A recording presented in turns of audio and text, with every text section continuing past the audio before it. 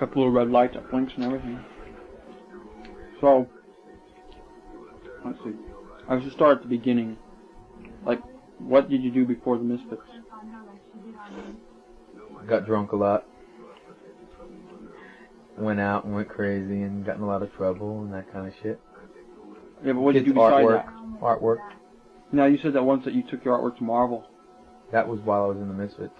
Oh, it was? You didn't, so the stuff that you drew before, you didn't do anything with? No. No? Showed it to people, gave it away as presents, you know, that kind of junk. So what got you motivated to start something like the Misfits? I was always involved in bands.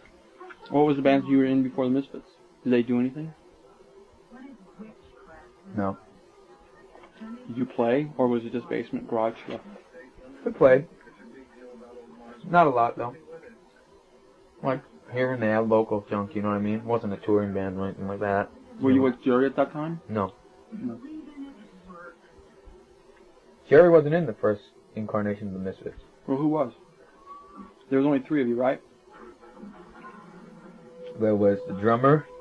That's on the Bullet record, right? Not the guy who was on the Cough Cool record, but the guy who was on the Bullet record, Mr. Jim. Yeah. It was him, me, and this girl on bass. Okay. Then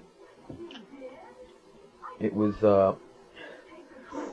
we got that guy Manny, and the girl was just not showing up, so we got Jerry. Manny knew Jerry. That's how I met Jerry. And then we eventually got rid of Manny, and we got Mr. Jim back. So when you recorded Cough Cool, though, was Jerry on Cough Cool? Yeah. Okay. So what got you to do a band and you called it the Misfits with that whole thing? Because the first record's so different than what the next thing was that you did. It wasn't really that much different. It's like if Cough Cool would have had guitar, right, it would have sounded like that. You know what I mean? They're all from the same time period. Mm-hmm. Matter of fact, Bullet predates Cough Cool by 3 years. But it didn't come out till... Till way after.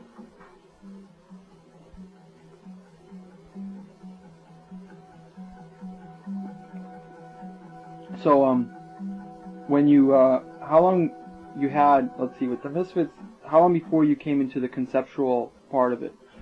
What do you mean? Well, because in the first one, on Cough Cool, you just have, you guys are just standing there, there's no guitar, and it has just like this real kind of sound. But then the next record, it's not showing the concept until, the concept didn't appear till, well, you had Night of the Living Dead, which showed that you were into horror type stuff. Well, Horror Business came before that. Yeah, and there's Horror Business.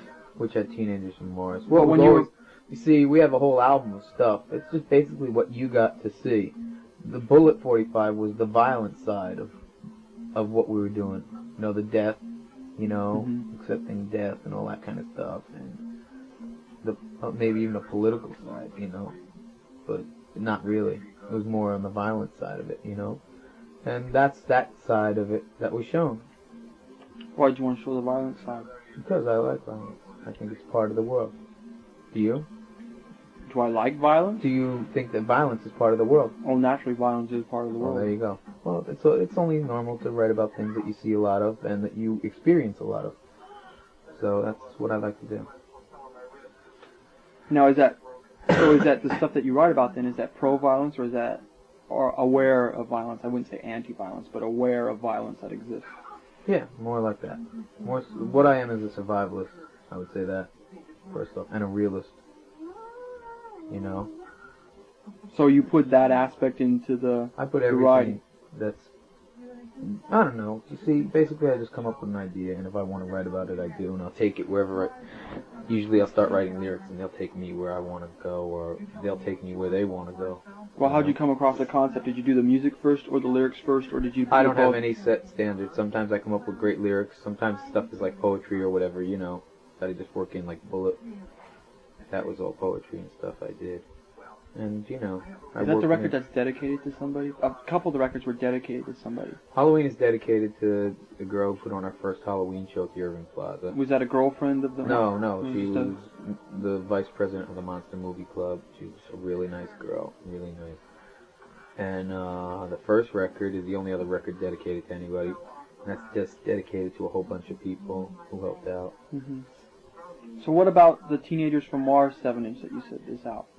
You made 5, right? There's 5 acetates of Static Age and Teenagers from Mars. Now, why did you never put it out? We just didn't really like it at that time, you know what I mean? We were very picky about the records we put out, which may sound weird now when you hear them, but at that time, we were real picky about what came out and how it sounded and stuff. There's also a Who Killed Marilyn, Where Eagles Dare 45 that never came out. But you end up doing that on your own. Yeah. Well, you did the Who Killed Marilyn. Yeah. Now, Where Eagles Dare, that's on the Static Age album that you recorded but never came out. No. It wasn't? No. Now, what was the Static Age album? That was a lot of the stuff that's on Legacy, Brutality, and a few songs that aren't. Now, why didn't you... And actually, that's, well, this is off the record, but Cliff Bernstein is the one who lined that whole thing up. We sold him Blank Records because we own the name, and they came up with Blank Records for Polygram, for phonogram. No, with Blank, that's what Cough Cool was on, right? Yeah, we owned it, and they had this whole promo coming out, and that they had Blank Records, but our record predated even their concept. So they had to do something, and then they signed a deal with us that they would give us 20 or 30 free hours of studio time at Mercury Records in New York, and we would sign them over the label, and then they had an option if they liked the record that they could put it out, and all this kind of stupid stuff. So is that why Cough Cool's not on Plan 9? It's not. Is Cough Cool Plan 9? No, that's why Bullet is on Plan 9 and not Blank. Right, but isn't Cough Cool on Blank? Yeah. But not on Plan 9. Yeah. That's why we had to get a new label. So we came up with Plan 9 for Bullet, but it also had a lot more backers in it than it does now. Okay, so then what is the way the records came out, even with Teenagers from Mars and Static Age, the way you recorded them? Oh, you want a chronological order? Yeah. Okay, you got Cough Cool. How many did you press of that? 500. But 500? Someone out in West Coast bootlegged them. With the same kind of cover? Yeah, but they bootlegged them a long time ago. Not now. They bootlegged them back then. Could you tell the difference if you saw them? No. I couldn't. I haven't seen any of the bootleg copies, or at least I don't think I've seen any. The way you can tell ours is that our records were pressed on really thick vinyl. Okay? Okay. The Cough Cools were pressed on very thick vinyl. They were pressed over at Roma Bar in Brooklyn. That was an old-fashioned place. They did reggae small presses of, like 200, 300. Mm-hmm. So it's very thick vinyl. You can't bend it on. That's how you know. And so then the next record after Cough Cool was? Is Bullet. Was Bullet. And yep. What was the press run of that? That initially, you mean total overall now? Yeah. 10,000. 10,000 a Bullet? 10,000. That's even more than what I initially had heard. Yeah. Because see, I always had heard that was 3,000 on red and 2,000 on black. No, more than that. How many were on red then? 2,000. And then all the rest were all blacks? Okay. There's only 1,000 with the original first sleeve, the fold out. Okay. All the rest have the Better Dead on red sleeve, even if they're black. Okay. So then when was Teenagers from Mars, when was that done? That was done in the Static Age sessions. We had another record we were going to put out. It was going to be Static Age and Teenagers from Mars. We had was that done? Done. Was that done after Bullet, or was that done after Horror Business? It was done at the same session as Bullet. Okay. And so we had the songs ready to go anyway. So we said, well, why not put it out? But then we decided not to. I don't know why, but we had the acetates and the masters done and everything. We just never put it out. So then the next thing that you recorded was in Horror Business? Yeah, Horror Business. And how many did you... 5,000 on Horror Business. 5,000, and there's like what, the word is like 25 on black? Yeah, those were advanced copies to give away at a show we did with the Damned in New York. Okay. At Haraz, 79. And then the next thing you had out was Night of the Living Dead? Night of the Living Dead, there's only 2,000 copies of that. Only 2,000? Only 2,000 copies. Okay, then what came after that? After that came the Beware 12-incher for our British tour at the Damned. Okay, now you went to England. Song. Yeah. Now how did that go? It went well, but Jerry didn't get our contract signed before we went over, and the Damned's management, which is Motorhead's management now, screwed us over and told us we're only getting paid for half the shows that we were supposed to get paid for, and we were only getting £50 a night, which was roughly that time about $125 a night. And so we just walked off the tour. So who was the band when you did that tour? I was the Night of the Living Dead band. It was Jerry, me, Joey Image on drums, and Bobby Steele on guitar. That's when you were still with Bobby then?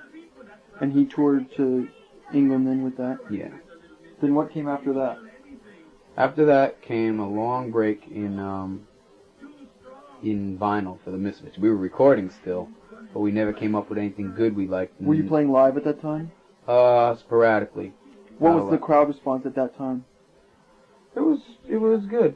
You know, New York was going through a lot of changes. There was like ska bullshit going on. That was about 1980 then, right? 79, yeah, exactly 80? 1980. Yeah. Exactly 1980. December to June 1980.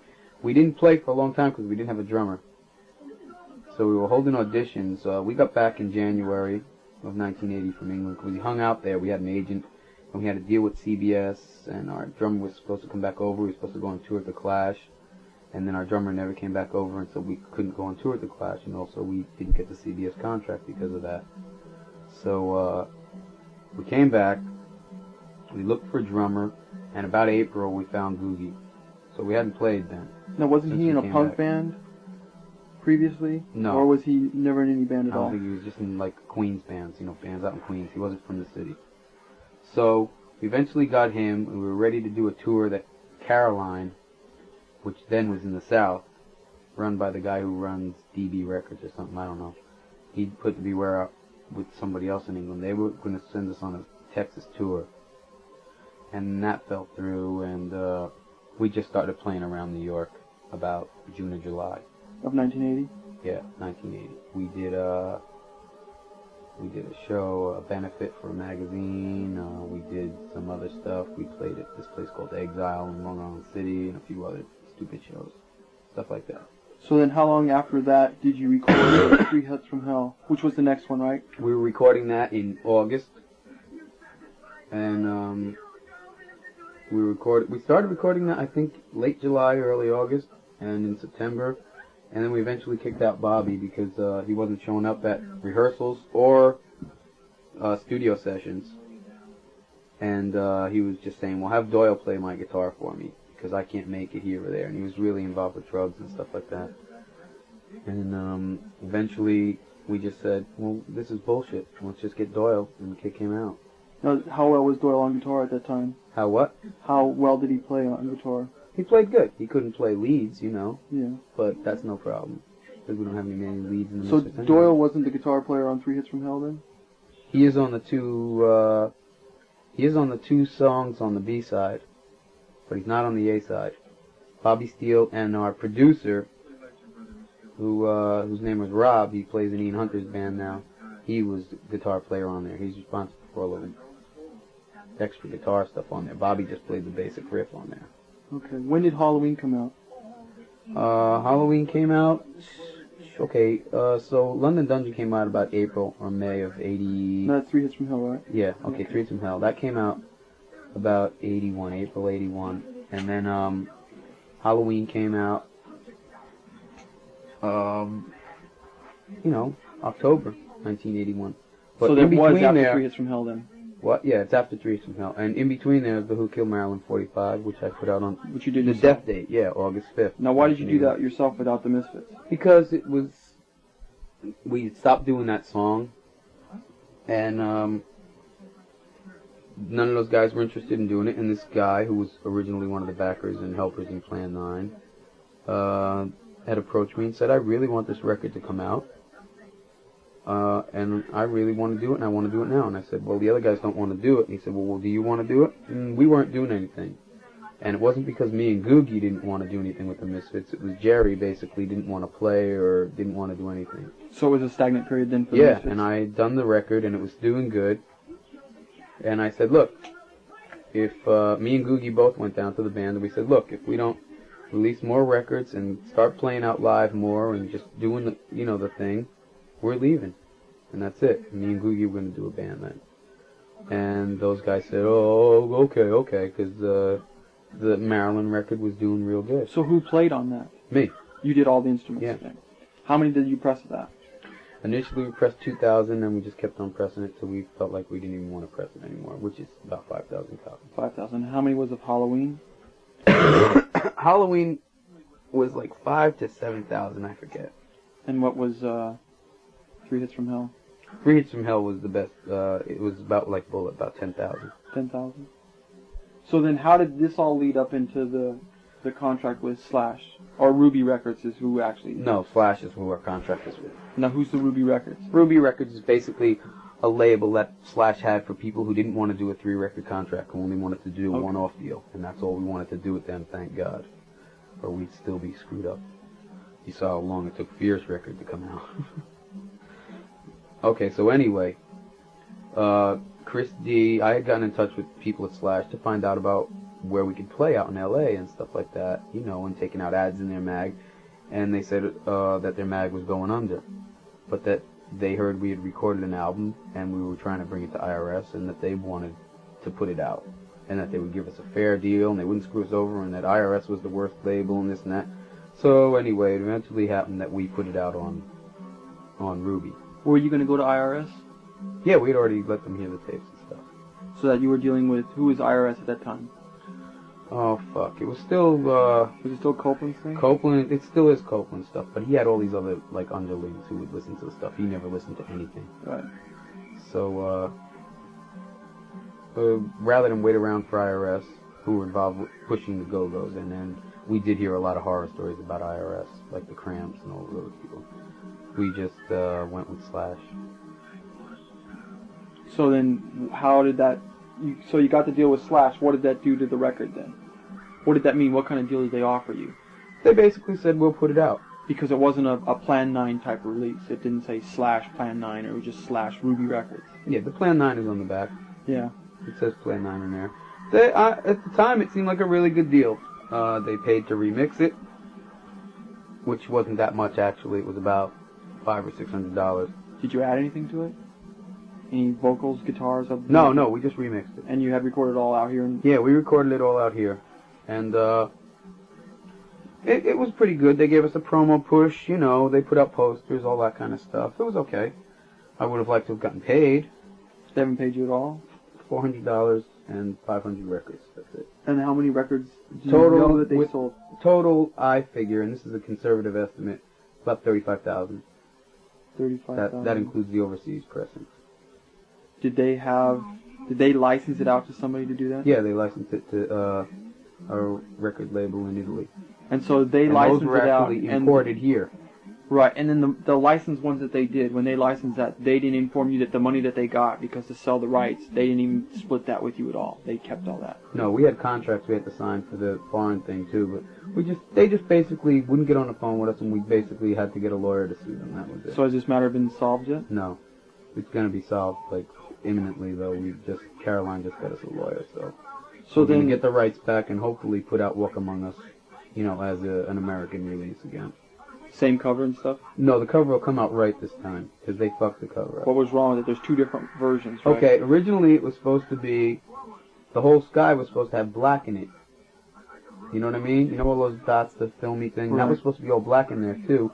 And there was supposed to be red and blue, and where the red and blue touched, it would be purple. You know what I mean? Right, so it You'd wasn't have like a three full colors. purple. Yeah, and so now it'll come out the right way that it was. Well, the supposed to first come out. covers that were made, they were messed up and they were just red, right? There was They no were blue. pinkish red because Yeah. they wouldn't spring Like from the poster, right? This is really a drag because, you know, when you're getting album covers made, you have to pay $50 extra per print run for PMS color. Rather than do that, they went with process colors on our record, which was okay for the blue, but for the red, it wasn't a true red. It's a magenta type of pink red, and it didn't look right. And that's the problem. And So around that time that record came out, that's when did the cult following start? Or did you... we already had a cult following. Now where did it start though? What do you Where mean? where it was something in the scene where people started talking about the Misfits. Well, that had happened all the way back to the days when we had put out Bullet and Harbins. Our violent reputation had preceded us. Now what do you mean by violent reputation? Well, for crazy shows and stuff like that. What's the crazy show? You know, where everything went crazy. Our shows weren't normal punk shows. They were violent. You know what I mean? A show where people could go off, and our music was real fast and real loud. Right. Now is this... We weren't like in New York at the time. The only other punk bands were like the Dead Boys, the Erasers, who weren't even a punk band. They were like an imitation Voidoids but with girls, you know, Richard Hell and the Void, it's only with girls and stuff like that. We were the young little snotty kids, you know, who came onto the scene and were like totally irreverent to what they were doing. Our music was loud and fast, screaming and yelling. And did you have the whole stage presence yet and the image? Sure, I was wearing the Bone shirt, you know. Which you ended up throwing out at Santa Monica Civic, didn't you? Did I? Yeah. Yeah, okay, yeah. That's where you got rid of that. Because you came out wearing, I think, a white furry vest. And you wore the Bone shirt, and then you took it off and you threw it out into the crowd. Yeah. Okay. That's right. And, not starting. So, let's see. So you had the Devil Locks. Jerry had, what he used to do was spike his hair, but it kept on falling down. He had blue spiky hair like in 78, 77. Actually 77. So in 78, he wanted to know what he could do with it because it kept on falling down. And I said, well, why don't you just slick it all up? And he kind of had this cockatoo haircut right in the middle. And it came down into a small devil lock about to here. And I was already doing my hair into a point to be kind of like Eddie Munster-ish, and it was getting longer and longer. Right, to about your nose. Fast. So it was down to about the bridge of my nose. Okay. And that's like 78. So both yours and Doyle's was there. What about Jerry? Did he have anything like that yet? Well, Doyle wasn't in the band yet. Oh, that was just Jerry and you. And me, yeah. So Jerry had this cockatoo, kind of like Waddy mohawk, only his head wasn't shaved on the side. Right. And it came down into a very small devil lock on the top. And then I just totally got this devil lock type thing. You know, mine's a lot fuller than theirs. Right. And it's grown down to about the bridge of my nose, right here, the end of my nose. And it's just getting longer and longer, and that's how it just took off eventually. By 79, I had a full devil lock. Where did you come up with the name Devil Lock then? Someone's mother actually came up with it. When you were touring or around here? Yeah, she said, oh, these are those guys, that band with the devil locks on their head. And you guys got a kick out of that. Yeah, and we thought it was pretty funny. Actually, it turns out that there's an African tribe who wears their hair like that, and they call it a devil lock. Oh, really? Yeah. That's wild. So when actually did the Misfits start? Misfits started actually in 77. 77, so with the big punk explosion, along came the Misfits. Yeah. And so then, by the time that Doyle was in the band and you were bringing out something that was a little more, I don't know what we Totally ours. Yeah, totally yours. Totally ours. What year was that? About 81? No. We were totally ours in 79. 79? Most of the stuff on Walk Among Us is written in 78, 79. Not a lot of it. But stuff like Vampira is 78, 79. Okay? And that's stuff that you played in your live show. Yeah. That, there's a few other ones on there that are 79. Like, I Turned Into a Martian is 79. Late 79. All that stuff. Stuff like Demonomania, that's like 1981. All Hell That's stuff that Breaks... just came out on Earth AD. Yeah. Demonomania is 81. Earth AD is written in 81. All Hell Breaks Loose was a 1980 song. Okay? That's all... It just took a long time for us to get stuff out. So once the record came out on Slash then, and it brought the limelight to the band, because basically you were underground until that record We were a cult came. band until that. Like, I mean, a serious cult band. We'd show up at a Right, place it didn't have and the following like it does now. Exactly. And then you came out into the limelight because there was the publicity for it and whatnot. So what happened to the band after that? We got a lot more shows, and we got to go on tour a lot more. So that's when you toured and you came out west for the first time. No, we did that before the Slash record. Before the Slash record. So Yeah. that's when you had We did that in response to the Halloween and 3 Hits from Hell 45. So those sold really well. So we went out and did a small little West Coast thing. And that's when you had the legendary San Francisco incident. No. No? When No, was that happened on the Slash tour. That was on the Slash Slash tour. Slash set up a California tour for us. And they booked us in the Elite Club as opposed to the on-Broadway. And there was no security there. It was run by Wes Robinson, who you know. Right, he is a does moron. Ruthie's in Yeah. Brooklyn. And so, it was just a total ridiculousness. And so basically you had that incident that happened there. And that was that was the second tour that you had played San Francisco then, right? Yeah. The first time everything went great. How many people went to a show like that the first time you played? Well, the first time we played the on-Broadway the first time, And downstairs, the same night, Black Flag and the Meat Puppets were playing. So I think we had like about 200 people upstairs, whereas Black Flag downstairs at the MAB had about 500 or 600 people. Did the kids know the songs that were coming? Yeah, everybody who came to the show had a really good time. Now, when you had the incident in San Francisco, was that at the On Broadway or the Elite Club? That was the second time we went out, the Right. Elite Club. We played twice in Frisco the first time we went out. We Right. played one night at the On Broadway and the next night at the Sound of Music, which was packed.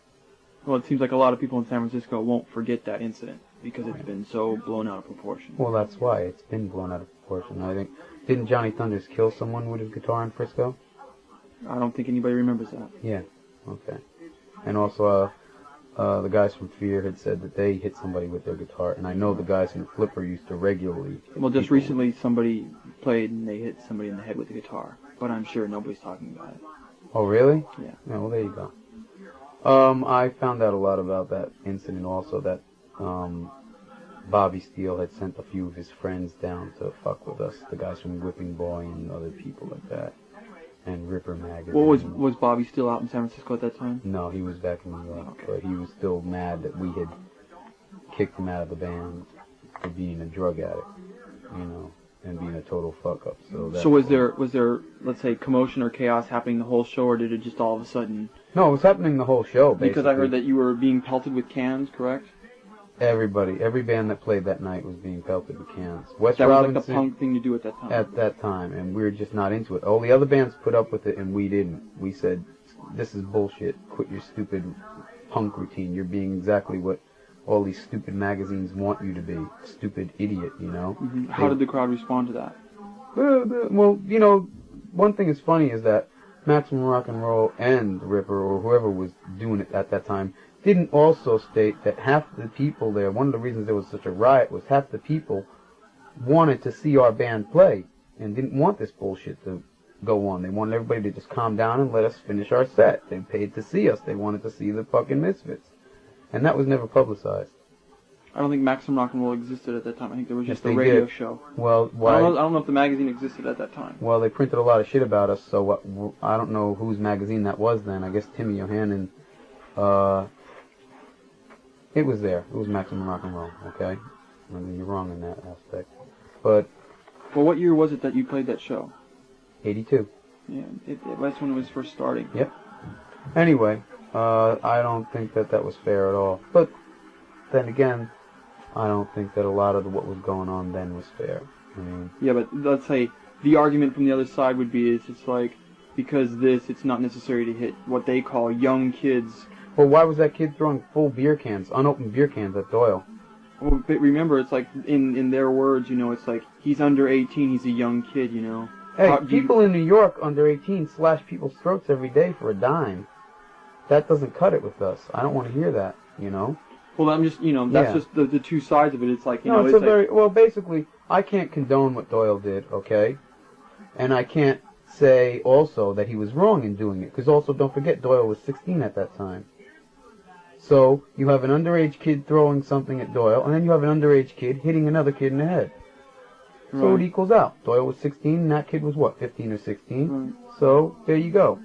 So did you notice the next time that you played in San Francisco, which you were like basically banned from San Francisco, weren't We you? never played Frisco again. Right. But when you came back as Samhain, Yeah. was the animosity still there? No. Nobody said anything. No. That's cool. Well, Well, because there was a time. There was a time okay, I well knew here's that. the deal. I think you're blowing the animosity out of proportion. Basically, maybe a lot of the people you hung around with felt that way because they're the communist punks and the Timmy. Not Yohannan. necessarily. There No, was- I think so. Because was- yeah, you that's work true. for Maximum Rock and Roll. But it's true to also. But let me finish my sentence, Okay. and then you can say what you're going to say. Most of the people I knew from Frisco, and most of the people who wrote to me, and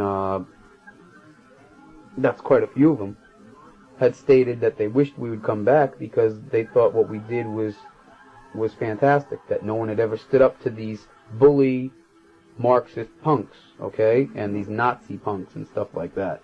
And we were the only band to ever do that and put our foot down, and that they'd go to shows and they hated it because they couldn't get up front because these people always bullied everybody anyway and stuff like that. And a lot of people were totally into it. Also, I'd like to state that our T-shirt and record sales in San Francisco picked up dramatically after that incident. Yeah, well, I also, I was told that if you wore Misfits shirts, that certain people would beat you up. Certain people. That's a group of like 10 people, all right, that would do that. Don't you think that's kind of fascist? That is. But that's when you get into this kind of, I think, political realm where you're preaching one thing to the other, you forget about that other people do exist in the world. And have rights themselves. Right, well, and it's like, you don't do what we do, then you're not worth being here. Well, that's one of the arguments I always had with Maximum Rock and Roll. I would never tell them what to do, and I don't think they should tell other people what to do.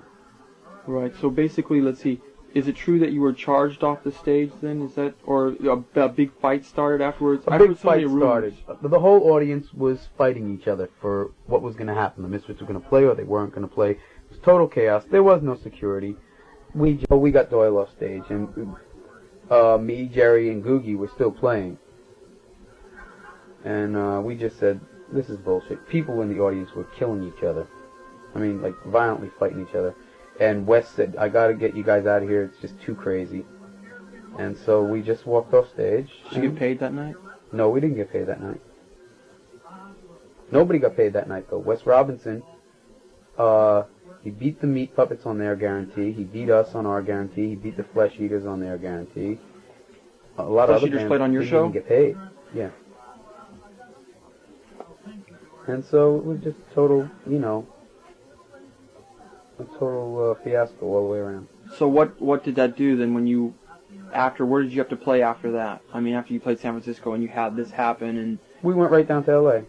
And you played there? Yeah. Was the word already down there and people asking you what happened? Yeah. Was it bad or was it good? No, it was good. Yeah. At that time, everybody in L.A. hated with a passion the people in Frisco. If people from there was Frisco, that war at that time. Yeah, if people from Frisco came down, they would get killed because a couple times bands and just people who went to hang out in Frisco went up there and were beat the shit out of by bully gangs. Right. Okay, for no reason at all. Yeah, that was stupid. So basically, the people in L.A. hated the people in Frisco. Yeah, so basically, we had taken a stand and we had said, fuck all of you shitheads, we're not going to put up with this shit. And we got a lot of respect out of it. And personally, I would not let people throw beer cans at me and all that stupid shit. Well, That's I don't ridiculous. think... I mean, someone could get... I'm not a human target for somebody. I'm a performer on stage, and that's the way it is. Right, well, someone could get easily hurt by that. But that doesn't matter, right? That's the whole thing I didn't like about Frisco. But the crowd doesn't think of that kind of thing. That's what I'm trying to say. I'm being sarcastic when I'm saying this. I'm saying that, in other words, to us, it didn't matter whether we played Frisco anymore. It was just another stop on the road. And what happened is that just basically a lot of people were deprived of seeing the Misfits and at a stage where the band was really coming into something different. You know what I mean? Something which they're now, like, totally into. Right. You know what I mean? And so they just got deprived of that thing. We had people coming down from Frisco and carloads to see our shows. They would all pool together and get like a van or a car and stuff, and they'd all come down. So then you went back out out here, and what happened to the Misfits then? Because there was a long period where nothing happened after Walk Among Us came out. No, there isn't. Oh, you mean record-wise? Yeah, record-wise. Oh, we were playing a real lot, touring a real lot. We had done 2 more tours after the Walk Among Us tour.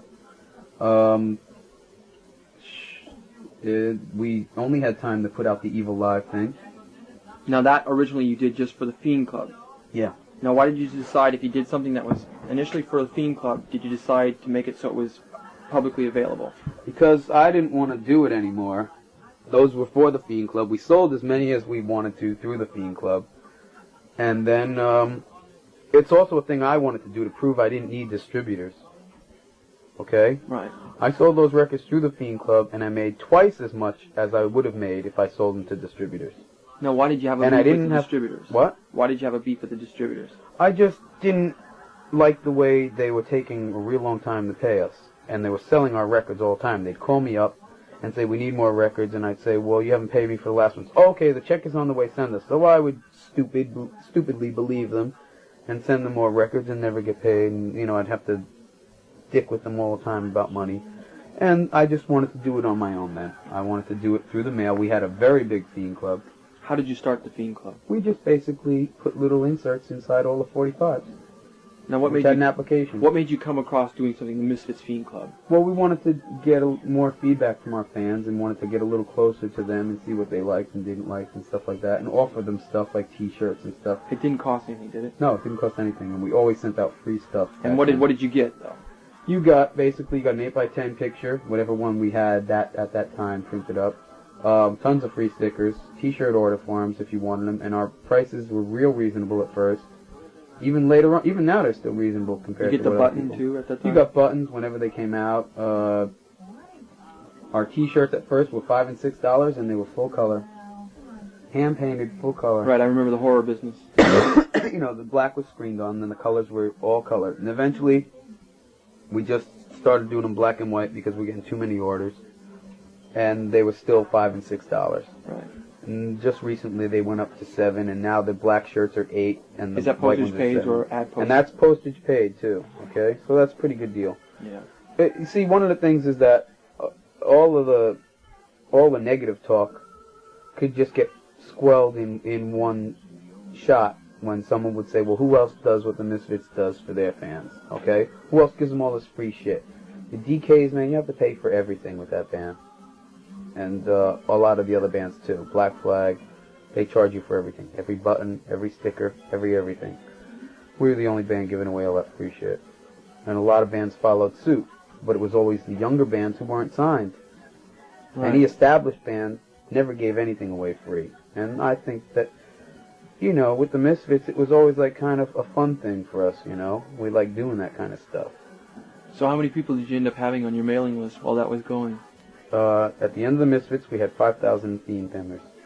Now, did you ever take people's names off, or it just always just grew and you didn't say like... No, oh, we took people's names off too. Oh, you did? Yeah, we didn't hear from them in a long time and stuff, or we got mail back that said move, no forwarding address, stuff Right. like that. That happens a lot.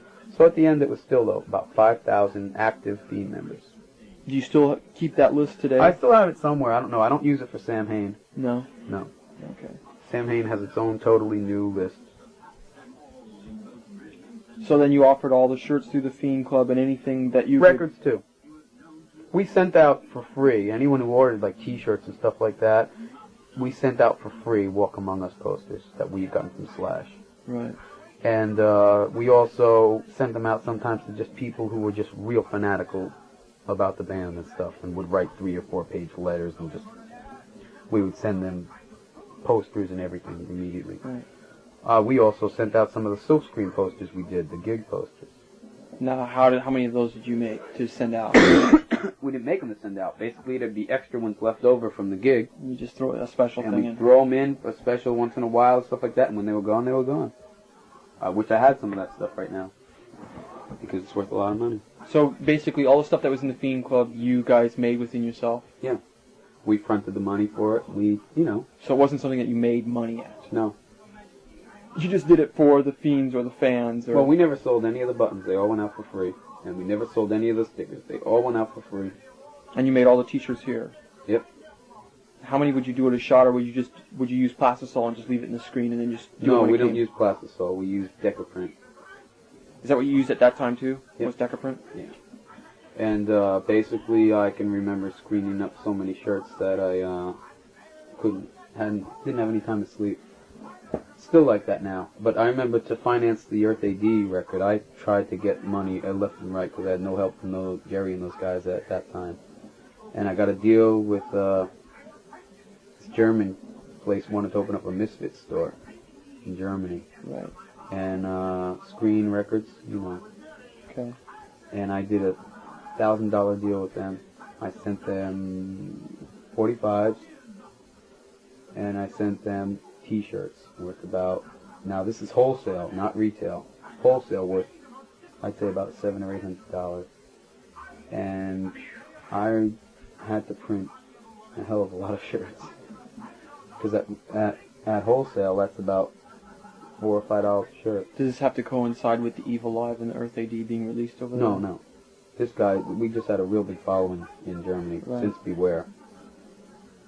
So, how many was pressed of Beware? About 15,000, I'd say 10 or 15,000. Seems so hard to get to if 15,000 were made. They're all over though. They're not just America. Well, it's most America. well, it wasn't England. for here, was it? It was What? just a European pressing. It was a European pressing. What I'm saying is that they kept on repressing it. Like when Walk Among Us came out, Sounds had this big thing. I think Dave sent it to Jerry, Dave Aney, and said, due to popular demand, I saw the Caroline ads. and Cherry Red is repressing Beware and all that stuff. I saw the ads. You and did? It was always available in Sounds, in the Yeah. back pages there, and the little ads with Small Wonder ads and stuff. It would say Misfits Beware, and I always go, what's that? Yeah. So then, you weren't recording, so basically you were doing the Fiend Club stuff, which you made shirts and Trying stuff. to generate some money, because Jerry and Doyle went through so much fucking money, it was ridiculous. They would break guitars at every show, It was getting into a big show thing, And they would break guitars, and spending money on this and that, and getting involved in drugs more, and the band never had any money. So what I did was make the side money that nobody, could touch. Plan 9 money or Glenn money? Glenn money, basically, but it was going to Plan 9, and I financed the Earth AD record. Now, did any of the rest of the band, were they involved in the financing of Plan 9 products? At times, but not just Jerry. But was it their own money or money that they had made playing in the Misfits? Both. Both. But they always get their money back. Don't forget, the Misfits was kind of a community thing. We never took any money from shows. What do you mean? Basically, all the money that was made at shows went into Plan 9 or went into the Misfits. Okay? So either making more shirts or making more records. Yeah. Okay, or buying equipment, which, from my end, I always got beat out of money because I don't have any equipment. We don't travel with a PA. Right. I never got anything out of that band, really. So basically, you had to have some other kind of job to survive. Yeah. To do this whole thing. Okay. So when, so then you had this part, and then Evilive came out how much later after Walk Among Us? Oh, about a year. A year later? And the response was phenomenal, wasn't it? Yeah. It was really good. But why did you decide to press it and have it in stores after you had done it and had the signed and numbered ones? Oh, because the man was getting too great for it. And all these kids were writing me, and they wanted the record, and I just didn't want to do it through the mail anymore. It was getting too You had crazy. sold out, basically. It was sold out. The first pressing sold out, like, really quickly. And so I just released it to general public. So how many of that was in press? 3,000 more. And then you had... Plus the 12-inch from Germany, which is sold... He admits to 12,000. Okay? So it's even more than that. So it's probably about 20,000, I'd say, because everybody and their mom has them here. And Earth AD is about the same?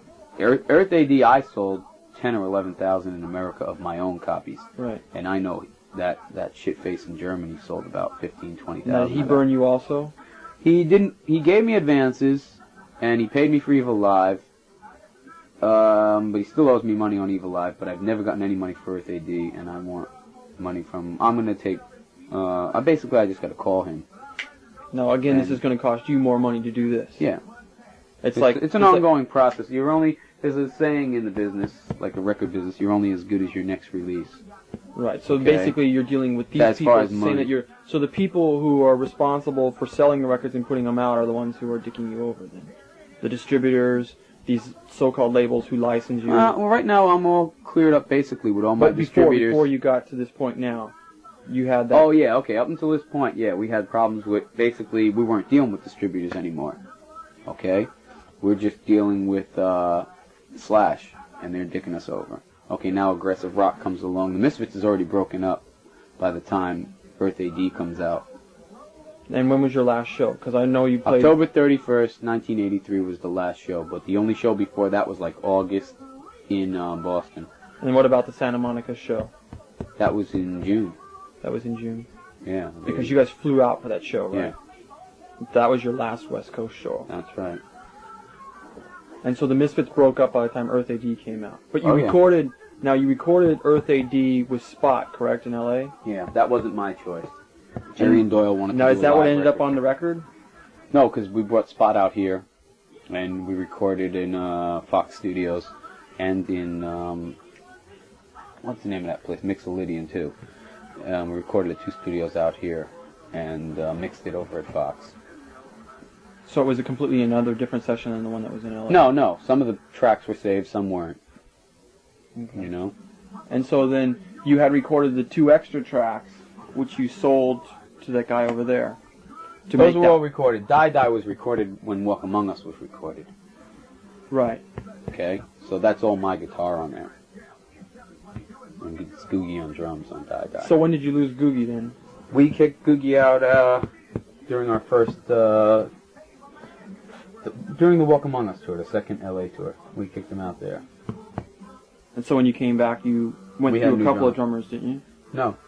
You didn't find Robo right away, did No, you? what we did, we used Todd from the Necros. That's right, you used Talk for just a couple shows, wasn't Yeah. it? And then we got Robo. And Robo lived here with you, right? Yeah, Robo moved right out here and he lived here and...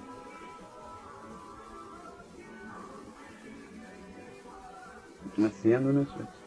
So then, but Earth AD came out, and then you had, then Die Die My Darling came out. Die Die My Darling came out like the summer after Earth. But where actually that song was recorded with the Walk Among Us session. Yeah. So that you had Walk Among Us, then you have Earth AD, which is 2 different records. And then you have Die Die My Darling, which is kind of in between the way it sounds. Well, it's more like Walk Among Us, but it could be something that, because you had it on... Well, it was written way after all the songs for Walk Among Us. You understand what I'm saying? Right. So, Die Die My Darling was not really a Walk Among Us song, but it was a step after, but there was just such a lag in between Earth AD and Walk Among Us, you know. Right. Now, you don't like Earth AD, correct? I don't like Earth AD, no. And why is that? I just think there's a lot more going on there that no one ever got to hear. Like on songs like Blood Feast and Hellhound, songs like Devil Lock. What do you mean Earth a lot AD. more going on? Well, the way I like to do records, I like to add stuff in there and give them all layers and textures and stuff. It could have still had their wall of noise stuff, but I would have liked to added some more stuff in there. And also my vocals, I don't like the way Spot records, for my taste, and I don't like the way he records vocals at all. My vocals are too thin and they're kind of buried in everything. I don't like it.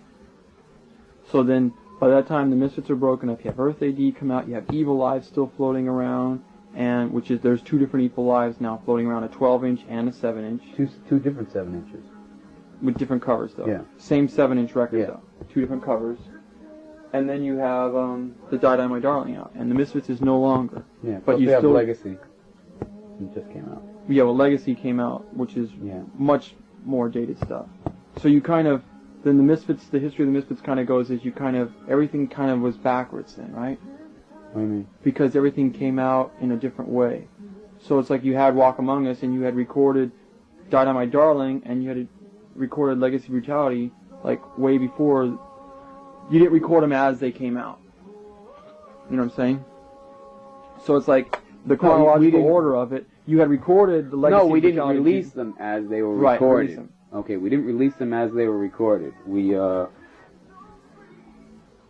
Walk Among Us was just everything we wanted to come out at that time, all the songs that we wanted to come out, and plus we recorded extra song like Die Die My Darling, which was supposed to come out on the 12-inch like a couple months after, after Walk Among Us. It was supposed to come out after Walk Among Us, it didn't. It was a track that was just sitting there, it was a great song. And I eventually released it after the Earth AD record. And I put the 2 extra cuts. I put Mommy, Can I Go Out and Kill Tonight? And, what's the other song that's on there? I don't remember. There's 3 songs on there. There's 3 songs. Is it the other song that wasn't on the Earth AD that's on the one over Yeah, there? We Bike. We Bike. That's another song we used to do in our live set in 81. But that was an Earth AD session song though, right? Yeah, Right. so was Mommy. So, since the Misfits are over, and are you going to put out any more Misfits records? There may be more. I don't know. We'll see. I know we're going to re-release Beware, and there's going to be a singles album, of all the stuff that you can't get anymore in singles. And Is that going to include the Teenagers from Mars? Yeah, I think I'm going to. Is that going to have like Angel Fuck and all that stuff? Now No, Angel Fuck is on Legacy. Oh, is it? Okay. So it's what tracks when you do this have never been released? Is there anything? Yeah, there's a few. There's a few. Yeah. But you're not sure if you're going to do this or not. No, yeah, it's coming out. Yeah. And so, out of all the Misfit stuff, what's the stuff that you personally like? I like Walk Among Us. I like 3 Hits from Hell. And as crazy as it sounds, I like the Night of Living Dead record is my favorite Misfit 45. Production-wise, too? No, not production-wise. The way it sounds. Are you ever going to try to redo it? Can you go? No, I'm you not know? going to redo it. Right. So then, after you did the Misfits, then what I was told is that the next thing you were doing was the Glenn Danzig project, correct? Which turned into Samhain. That's when you start. It was going to be like your solo album, right? No. Me and Erie had started. There were various things I was doing at that time, but basically, me and Erie had decided to start a band, which was going to be called Samhain, or if we came up with a better name, we would come up with a better name. But we already had a song called Samhain. We were already doing The Shift and Black Dream and Archangel. I had already started working on Archangel with Al Pike from Reagan Youth in August. And Erie was learning drums for a lot of the stuff then, too. We were going to have him come down and... Now, Erie was drumming for Rosemary's Babies at that time. You were doing the guitar tracks for this? Yeah. So basically what happened was Al Pike just wasn't happening because he was a nice guy, but he couldn't go on tour because he had a steady job, and he didn't want to lose it.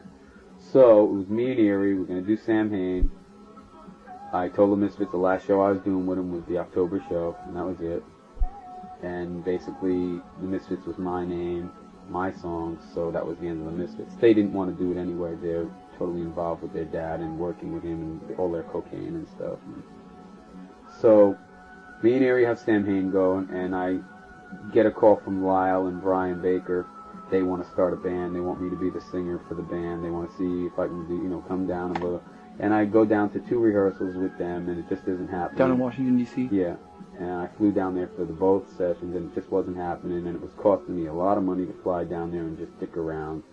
So I just said, look, this is, forget it. So Lyle said he still wanted to work with, with me and Erie. No Minor Threats no more at this time, right? No, the Minor Threat had broken up a while before that.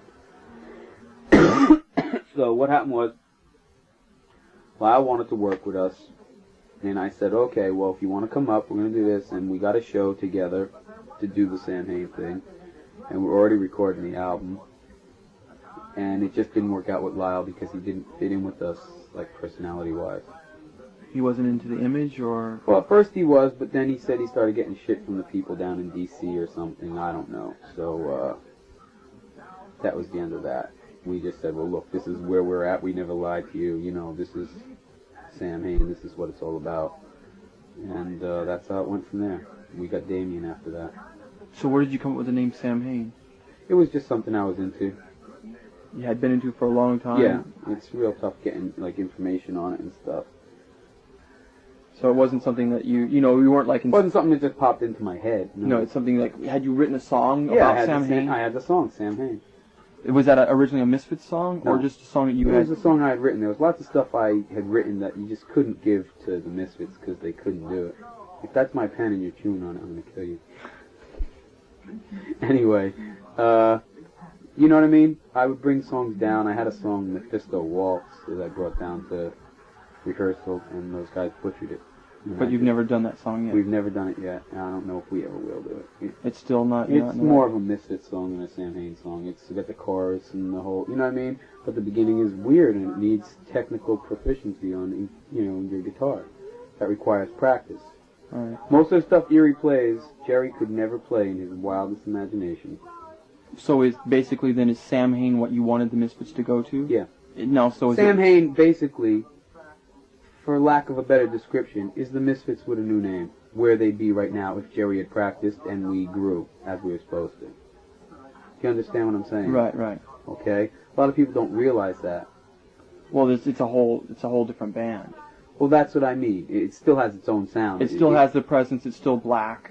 It's Samhain, though. It has its own sound because there's different people in the band and different personalities. Different ideas. Different ideas coming in, too. So, but, basically, song-wise, you know what I mean? A lot of this stuff I had written, like The Shift and The How, was written in 83. Okay? And Archangel I wrote in 1981. Now you were telling me today you wrote that for Dave Vanian. Yeah, I wrote that for Dave Vanian. When he was going to go solo from the Dam? He was going to go solo from the Dam, then he came over and did a few rehearsals, but he never laid his vocal tracks down on it. And you had written the music for it? Yeah. Okay. So, then, Are you happy with the way Samhain's going, or do you want to see it even go to another step? I want to see it go as far as it can go. I'm never happy with anything, and I get bored with stuff very easily. No, why is that? Because that's just the way I am. You do something, and you just don't overdo it, you know? Once it's done, you go on to something new, you know? So you like the way the progression of Samhain's going now that there's 3 releases out? Yeah, the new one I think is the best one. It represents the band? I think it represents... Well, all the other ones represent the band. This one just is a more... If I said to somebody... well, if somebody said to me, which record should I get which really portrays Samhain? I would have to say the new one. You know what I mean? Right. Do you think it's going to take as long for the people to pick up on Samhain as it did for them to get into the Misfits like they are now? No, because already we're drawing about the same amount of people as the Misfits are drawing. Is that because... Some places we're drawing more people. Is that because of the following at the Misfits and they're just kind of like going, this is the Misfits but another name? No, because there's a lot of new people. A lot of the people that used to be the Misfits have just dropped out of the scene totally. Or switched to like heavy metal, like AC/DC type shit. Right. You know? This time we just played up in Boston. We had a totally different audience than we did the other time. In fact, I don't remember many people that used to go to our Boston shows as being at that show, except for the promoter and a few photographers and maybe one or two other you know what I mean? Right. So what is the crowd like then now? It's young. It's young. It's a lot of kids who don't even know who the fucking Misfits are. You know? Are they... There's a lot of people who do come because, you know, they're interested in my career or whatever, you know, what goes on after the Misfits, you know what I mean? They just like the songwriting. And that's cool. You know, I have people come up and say, God, you know, there'll never be another Misfits, you know, and they'll walk away or something. But then I have other people come up and say to me, Misfits were never this good. Well, the first time that you played, I have a live tape of when you played with Lyle playing guitar, and everybody's chanting for Misfits songs. And that seems to bother you. I don't remember that. It was at Rock Hotel, I think. I think one person yelled out for something, and I told them to go fuck themselves, or I told Well, them. it seemed like they wanted horror business, and they wanted... They got horror business. Yeah, but that was later on. Yeah. But it seemed like they were all... You could hear the chanting of where the tape recorder is that was recording it. You could hear them chanting for Misfits stuff. That could have been the people recording Do you still get that, people asking for Misfits stuff? That's going to happen wherever it goes. I don't want to deny my, you know, my musical heritage. I wrote those songs. But does it make, let's say, how does it make the rest of the band members feel? They don't mind. They don't mind? No, they, you know, what are they going to say? Well, do they get any criticism like, you know, Misfits versus Samhain where it could offend them? I don't think so. They're all pretty stable people, and Well, they know good. what's going on. Basically, if someone says something to you you don't like, you either say, fuck off, or you don't say anything. You know what I mean? Or that's your opinion, or shut up. You know, whatever you want to say to them. You know, I can't talk for those guys. They're, you know. Well, I'm just wondering, because you went from the transition from one band to another, where you've got a whole new band of people that you're dealing with. For the most part, most people now don't even compare Misfits to Samhain. Right. Even in a breath, you know what I mean? They're just like, Samhain is just too unbelievable for them.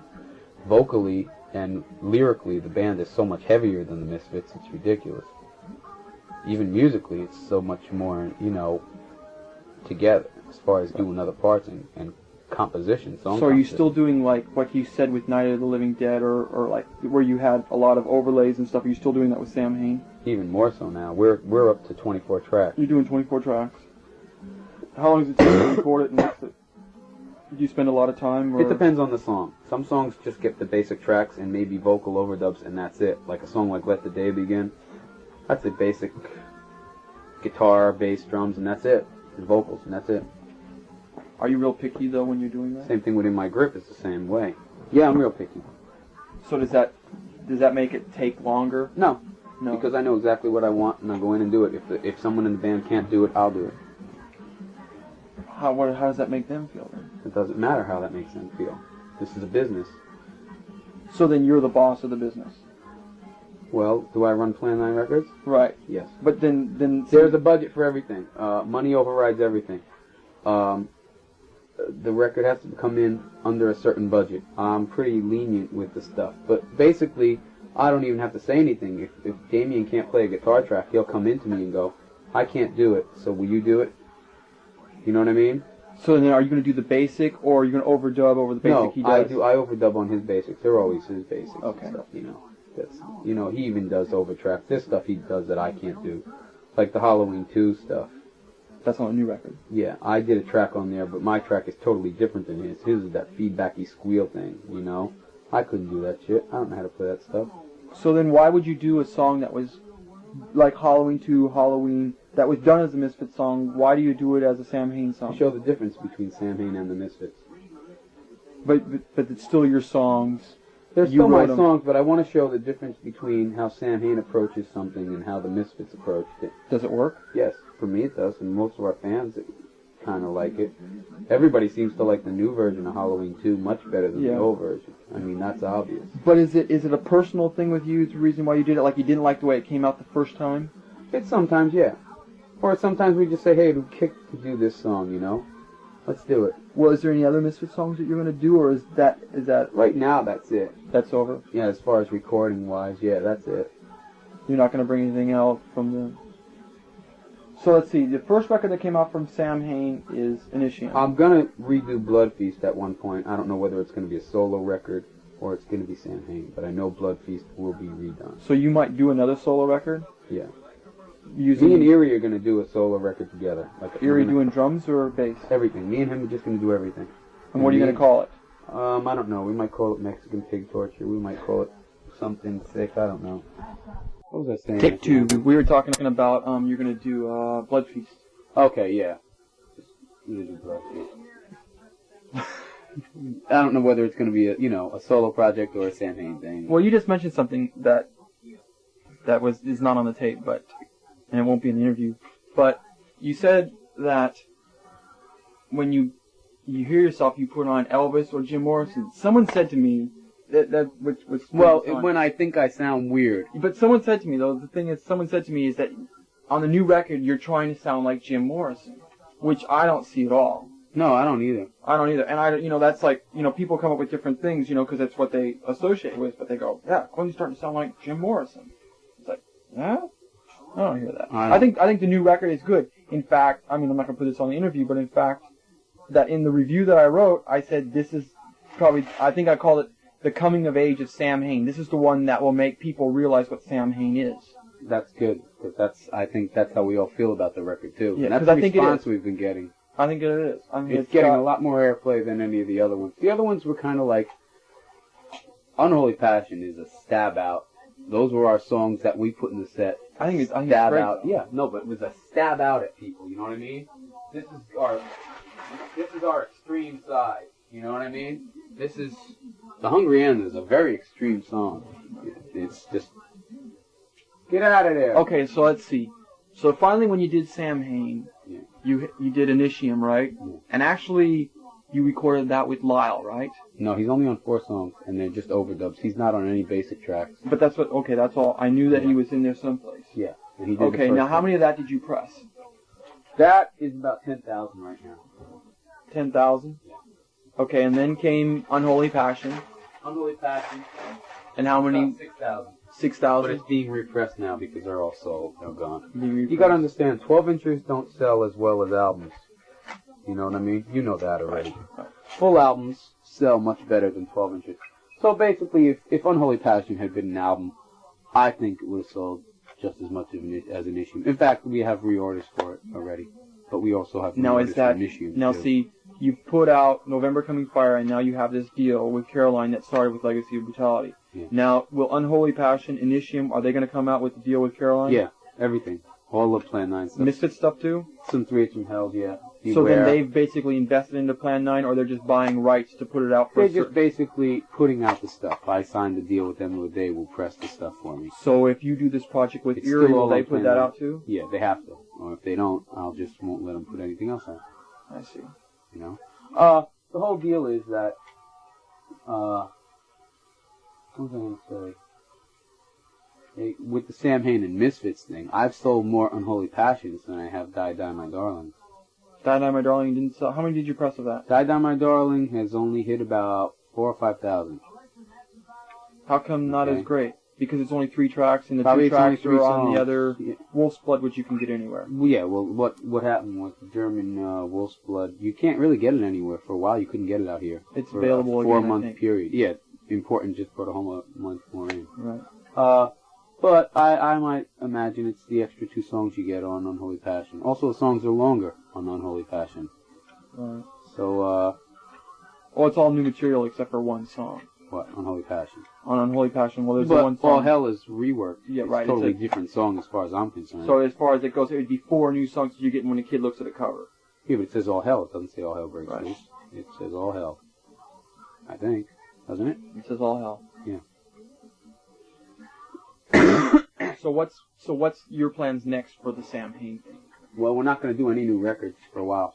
You're gonna tour, so it Just could be tour. a whole year. Yeah, it'll probably be a year till the next So Samhain would the, record. you and Erie's project come out before another Samhain record would come out? Yeah, hopefully. If it happens, you know. It might be just a thing we talk about that never happens, but I think we'll go in and do it. Well, there's a lot of things that you've said that you're gonna do that you haven't done yet. Yeah. But it's good that you have the imagination to continue making plans. Yeah. I want to also get involved in film.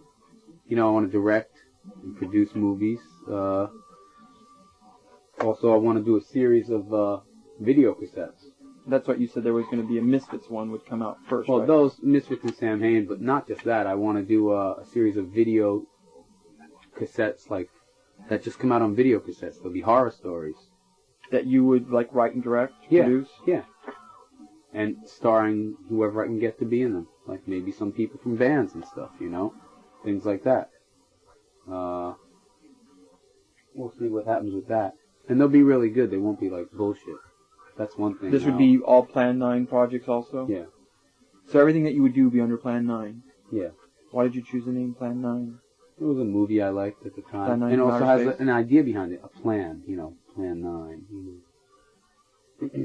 So basically then Plan 9 represents Glenn Danzig? At this stage of the game, yeah. So Right now, it never used to, you know. It doesn't really represent me so much as it represents an ideal, you know. But it's yours. Right now, it's totally, You're like... right now, it's totally mine. There are people who still help me, you know, when I need money and stuff like that. But, you know, for the most part, it's my ideal. So now Plan 9 does what? It still makes... You have Samhain shirts, which you have, what, 4 designs out now? 5. 5 designs. And are you still doing the Misfits stuff? Yeah, but a lot of them are going to be deleted on the new order form. We're getting rid of Halloween. No more Halloween. Yeah. Because the screen is shot, and I don't know if I should reprint it. I don't know. We're getting rid of a lot of... We're just getting rid of a real lot of the shirts. There will be a legacy shirt. And just basically, we're going to keep the 2 Pushead shirts in, because the screens aren't shot yet on those. The 2 Evilives will be in. You know that we got rid of the Walk Among Us screen a long time ago, and the Fiend Club screens are all gone. I'm thinking of retiring Bullet and Horror Business. Horror Business, you no longer hand color. No. Those, all the ones that were colored, you hand colored them. Though. Yeah. Now, what do you feel about the shirts that are out that are either Misfits or Samhain that are bootleg shirts? Well, the people who ask for permission from us, who give us like a little kickback here and there, that's cool, you know. But the people who don't even contact us, who don't even like, you know, they just rip you off left and right. That gets me mad, but there's nothing you can really do about it. By the time you take them to court, they declare bankruptcy, you know, and then start up under another name. Basically, what you have to do is beat the fuck out of them in a blind alley somewhere. Right. So hit them now, over the head with a pipe, or cut their balls off, or, you know what I mean, if they have tits, cut their tits off, whatever, you know. for the Fuck them up, Yeah, is basically, because there's no justice in the courts if you're a small entity. well, it's going to cost. It's going to cost, and by that whoever time, money. like I said, they just declare bankruptcy and you never get anything out It of would it. cost you money. Yeah. And also the hassle of doing it in a time. So basically what I'd rather do is just not even let these people know I'm mad at them and fuck them over really nicely. Because also, see, first off, they have trespassed against me. Okay? Right. I didn't trespass against them. They have trespassed against me. So that means they obviously have no respect for anything I have done, or, you know, maybe...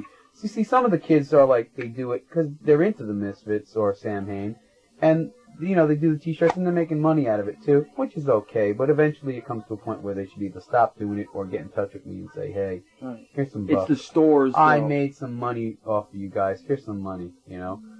Okay. That kind of thing is nothing you can do about, but the big stores that do it, the big chains. The stores and the people who make shirts all day long and they sell them to stores. The people who distribute those shirts, those are people who are candidates for bombing or something, you know? Right. No, okay, so now how does, say, the potential consumer who's going to buy one of these shirts, how do they know what they're buying is authentic, Plan 9, or if it's a bootleg shirt? They don't. Because ours aren't sold through stores.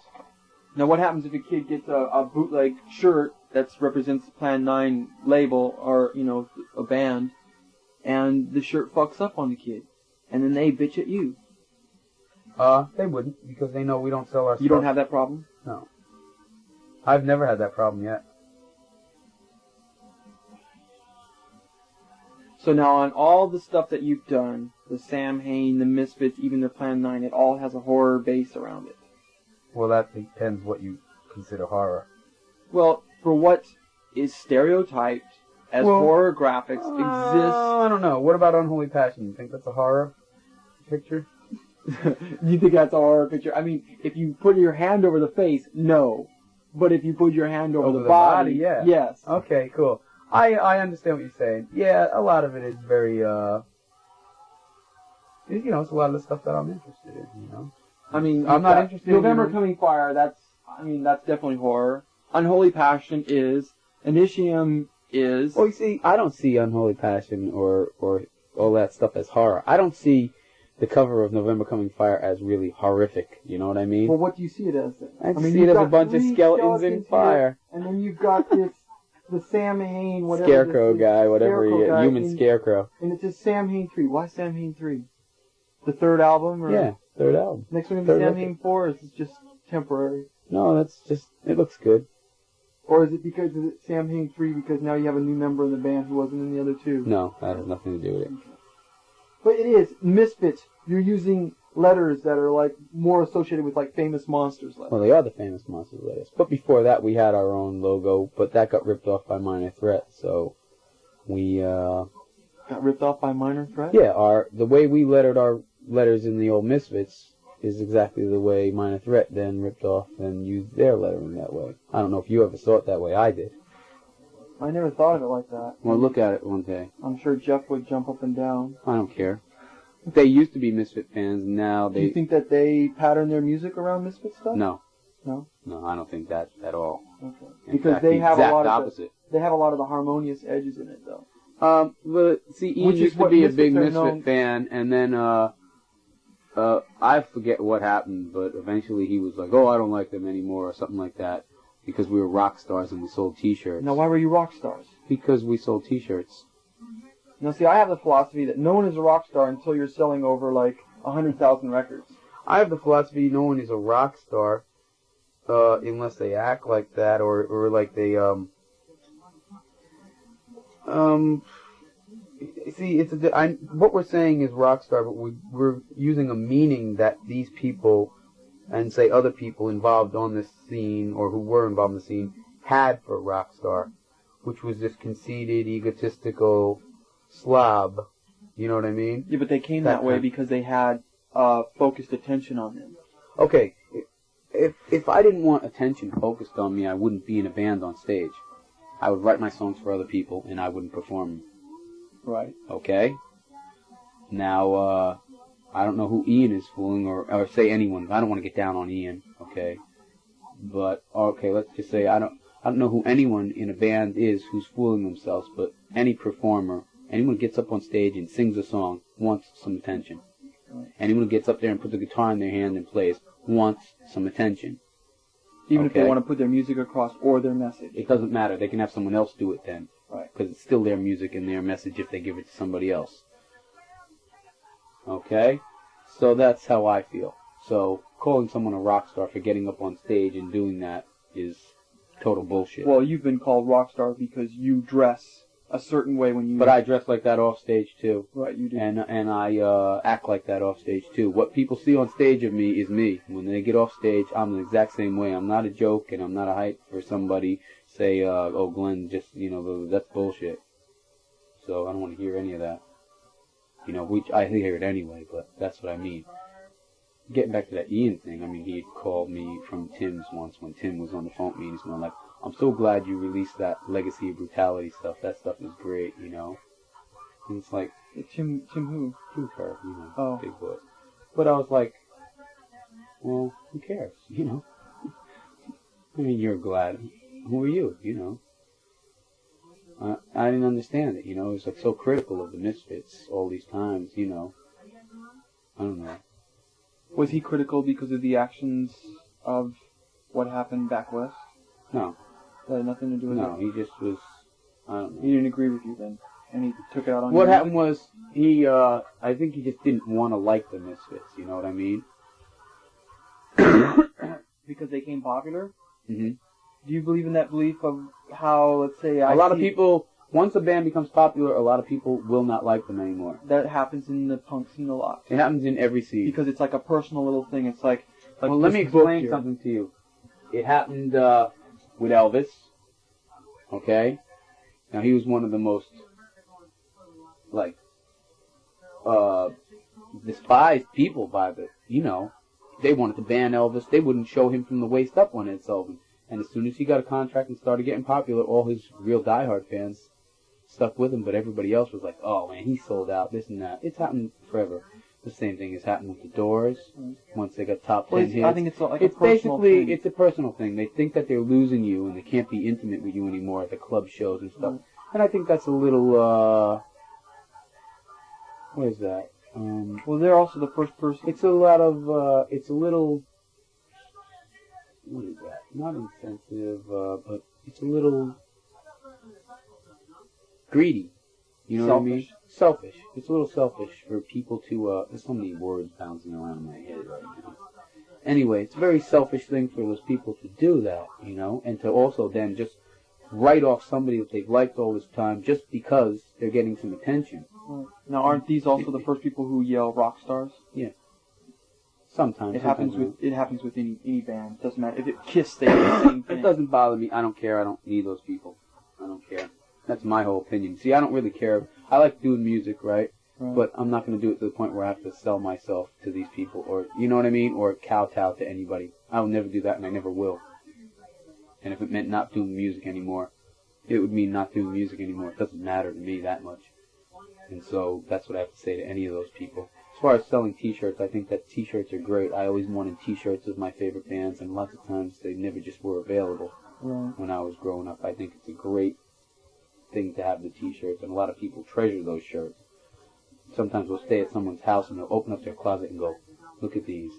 I saved these, and they'll have a fucking whole line of Misfit shirts, or, and there'll be other shirts by other bands in there. But, and I say, that's pretty cool. Look at my closet. I have all those fucking shirts still there. And it just really pisses me off for someone to say that. And then, with Minor Threat, it really pissed me off is that I went to one of their shows and they were selling Minor Threat T-shirts. Were they the ones who were crucial to that? What do you mean? Well, if you use Minor Threat as an example, were they the ones... Well, I'm saying that because one of the people that was really into that was Ian, was saying, oh, you guys sell those T-shirts, how can you be so commercial and this and that? I have always been a consumer and a collector, and I personally like buying things. There's not many things I like doing in this world. I don't really like this world that much to begin with, but I don't think if I could go out and buy things and things like that, there'd be no use to living, really. I mean, everything's not music.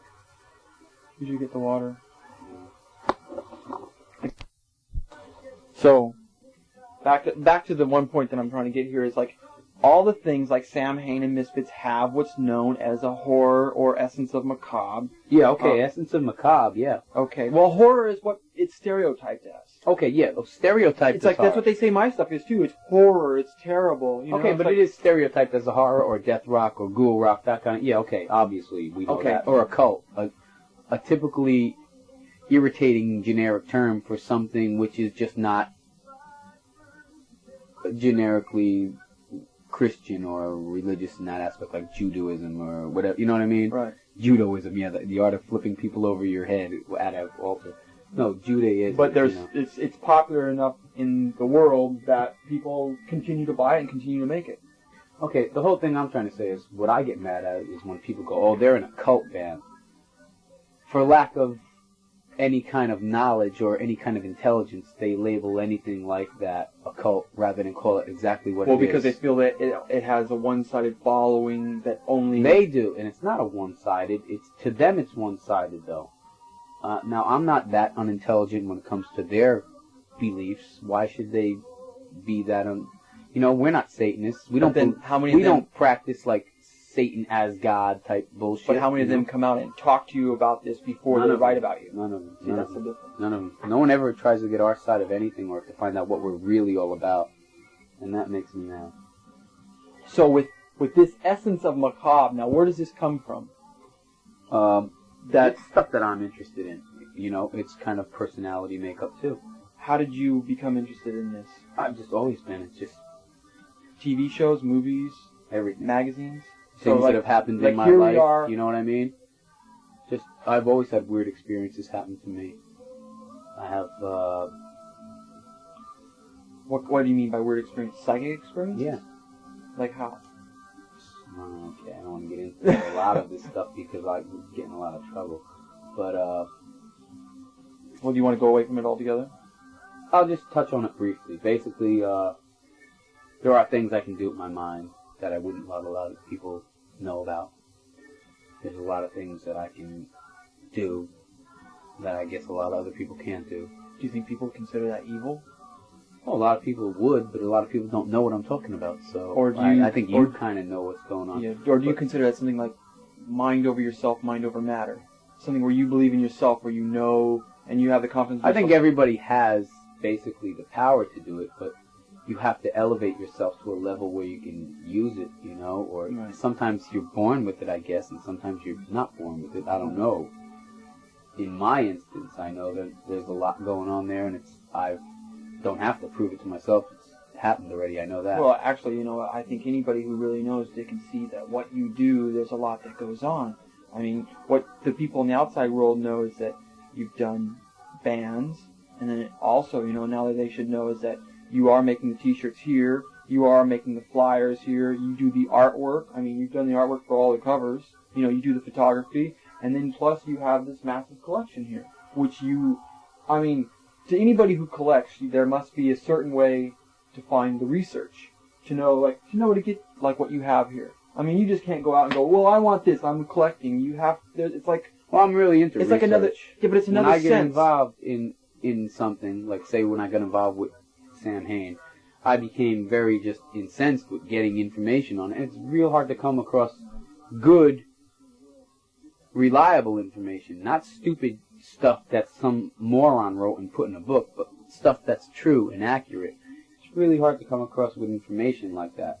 And that's the only kind of information I'm interested in. So, like for Samhain, you read up on Celtic novels or Celtic facts? Exactly. I've got a book over there that is just fantastic, okay? And it's not bullshit, okay? You can get a lot of bullshit on that subject. Also, some of it's not bullshit, it's just that there's a lot of different ways Samhain is celebrated. Okay? Is it always one time of the year? Yes. And does it last for a period? Yeah. How long is that period? Is it like It's about a 6-month period. Oh, so it's not like a moon cycle. It is a moon cycle, but it still lasts about a 3 to 6 month period. It lasts till I'm pretty sure it lasts till Beltane. How do you spell that? Beltane is how it's said, I say it in American, but it's Beltane in, Celtic. What's Beltane? It's another season. Yeah, but is that life as we're... It's basically when life starts to come back to the earth, okay? Basically, Samhain is the death of the earth, which you would call winter, okay? Not fall? No. Because fall's when the leaves all change, right? When the green... everything dies, okay? It's kind of in between winter and fall, okay? But it's basically winter. We'll say winter. Everything dies. The earth dies. It's going to prepare for the next coming, okay? It's a very significant season, whereas the Christians have taken that away. And I think there's a feeling I've always gotten at Halloween time. It's a feeling that just snapped me right up. It's just something that I really enjoyed the feeling. It's something in the air. And you can smell it almost. You can almost touch it, reach out and touch it. And that's that feeling that I like. My favorite time of the year is the Halloween, the Samhain, the Samhain. But that's actually fall, though. No. Now, is this time of the year? This is winter for us. Okay. Is this a time of year that you No, like? I'm talking about the first time you actually sense Samhain. Okay. The first, when you know it's here. Okay? And that's always been the Halloween day for me. It's always been that day. It's been like, boom, it's here. It's, you know, you look around and you see that the sky is gray. That, you know what I mean? That's why I could never live in California, because I wouldn't have that season for me. It has. The season's there, but the winter doesn't come like that. No, you know what I'm talking about. Right. It wouldn't be, I don't think I'd know it. I might, you know, I've never experienced it, but I like it here. That's what I like. Like you were born and raised here, then. But that's not why. I mean, I could probably do it in England. You know what I'm saying?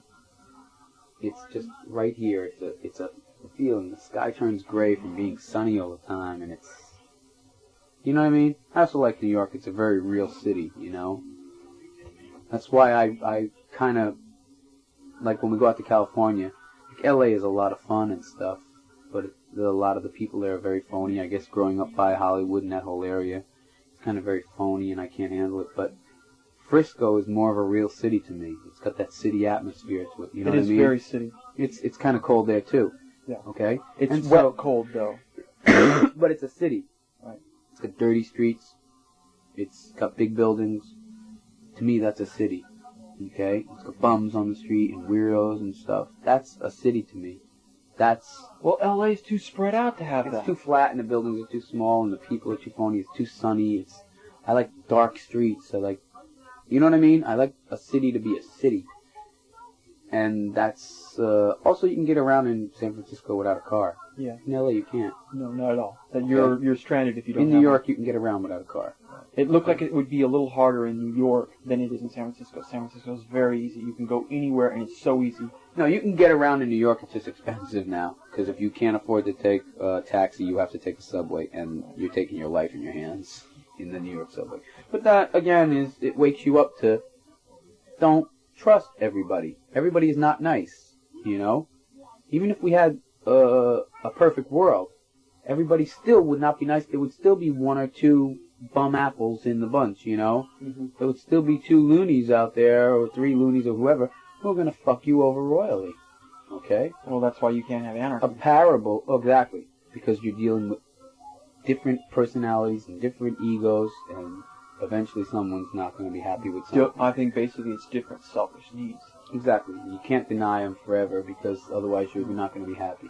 The whole thing is also, if you, like, if you read the Bible, I don't know if you do or not, but even with Christianity, if what's his name, Judas, can turn on Christ, then that means for you, at any possible minute or time, whenever something would happen, one of your best friends could turn on you, or someone you don't even know can just snap. You know what I'm saying? Mm. I look to the past also to give me perspective on the future and the present. Yeah, I've always had the saying, since as far as I can know, it's like your friends are your enemies because they know the most about you, and if they turn against you, they have the most to use against you. Exactly. And you're the most vulnerable towards them than anybody else. Well, I don't really care.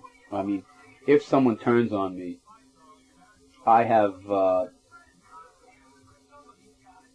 I guess, the kind of makeup where it would perturb me that they did it, but also I would write them off that exact same minute and just go on with my life. It wouldn't bother me. It wouldn't affect my life. Has it affected you before, though, for you to come up to make the statement? I mean, for you to see that, to gain that wisdom. Okay, the first time.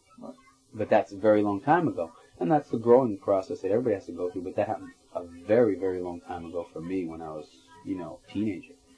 So, and I'm talking about young teenager, So, I grasp things pretty quickly as far as that stuff goes. So, to a lot of people, I guess I see very cold, very heartless. Well, you know what I'm saying, on the outside to people who don't know me.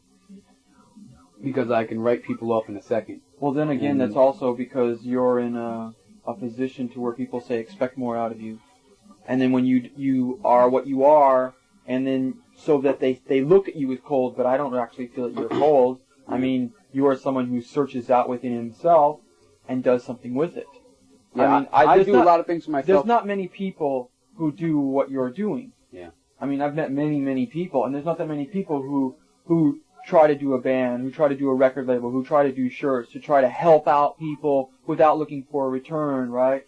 And then who has this whole other life where they collect things and many things, and is involved with it to know it, right? And then can share that information with somebody else, and not many people will do that. So I don't think that that's cold. Well, that's what I'm saying. To people who don't know me, who don't know this other side, they would obviously think I'm cold. A lot of people will come to shows and expect to see, you know, the demon wolf Glenn or whatever. You know what I'm talking about, that stupid bullshit. You know, they expect me to froth at the mouth for them, you know, on stage and things like that. And some of them will meet me and go, wow, you're like, you know, really nice guy, but Yeah, you'd it's like like, bite my neck off or something. oh, I thought you'd be this ugly little skinhead kid with acting. That's what they say to me, dude, this Pushead. And no, I'm much older than you thought, aren't I? And I'm much taller. They're like, oh. Yeah, well, that's the whole deal is, preconceptions. Which, Right. you know, from the songs that I would write or say that you would write, whatever, you get a person gets a preconception of you and they'll see a picture of me, you know what I mean? And they'll hear all the stories about the Misfits and Samhain and they did this and they did that. Samhain is already getting stories about them that we ripped out people's throats on stage. And we play in total darkness. Now, when you saw us, we weren't... It was total darkness. I, like, put dark glasses over Again, my I don't eyes. remember you guys. It was total darkness. That's right. Yeah. Were you guys, was that you up there? Couldn't Yeah. have been anybody. I couldn't see. Anyway, it's just people like to tell other people, you know, I couldn't go to see Samhain. How were they? You know. Well, they make it up to be something more than it was. Say it wasn't. They had an expectation, and it didn't meet up because they had built it up so much. But then they got to tell a friend, "Oh, you should have." And you know, then the rumors, and then basically, sometimes they'll go to a show and they'll see it, and to them, it was what they said it was.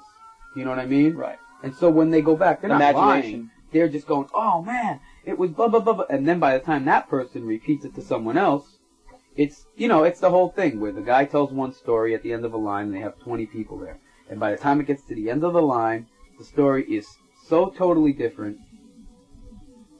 You know, you have 20 different stories there. Back to this. Let's go back into this collecting thing and your horror roots. So, what got you in beside the what did we call it earlier? Spiritual. Yeah, I would call it a spiritualist type thing that I'm involved in reading. I like reading horror stuff, okay, which is a generic term, I know, okay, but let me, I like the Antichrist theme. I like the Omen books a real lot because that's something I believe in. So are you anti-religious then? Or do you ever... I'm probably more religious because I believe in the Antichrist. Well, then what about, are you anti-God, Christ? No. No, then you believe in God and Christ, that's yeah. where that goes. But I also believe in Satan. To believe in God is to believe in Satan. Right. Because God created Satan. That's right. Also, I'd like to shed a little light on the Satan thing, as the Catholic Church seems to use Satan as the cause for every evil that's on this earth, okay? And that's not true. Satan was the most beloved of God. The most beloved angel of God. Satan was cast down from heaven for trying to usurp the power of God. Really, he just basically wanted to be as powerful as God he wanted to kind of take over a spot in heaven. Like Thor and Loki. Thor and Loki are brothers, though. Right. Okay. But this isn't brother. This is... God trusted Satan. Satan was his most beloved. He was the proudest of Satan that he could be. Okay? This is something he created. He was the shining light of heaven. And here he is, the shining light of heaven, turning on God, which again goes back to the friend who can turn on you at any second. That you give him all your trust. You know what I'm saying? Right. It could be the one you least expect it, like with Jesus and Judas, where it happens again. Okay? So here you go. So basically Satan is banished to earth with his band of fallen angels. Okay?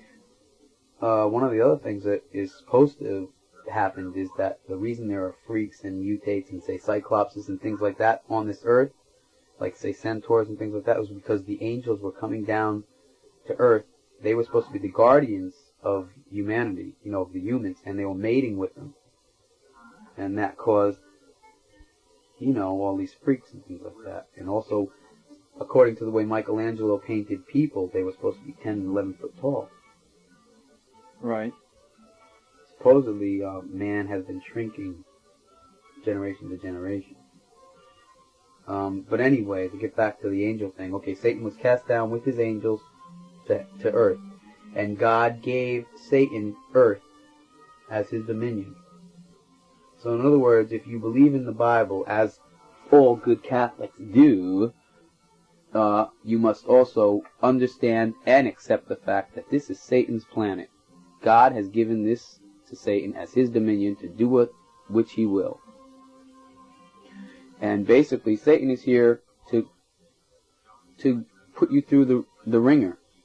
You know what I mean? Until, say, basically you go to heaven or whatever happens. I don't even know. I don't even want to get into that right now. But basically, this is Satan's planet and you're here, okay? You really don't have any control over it.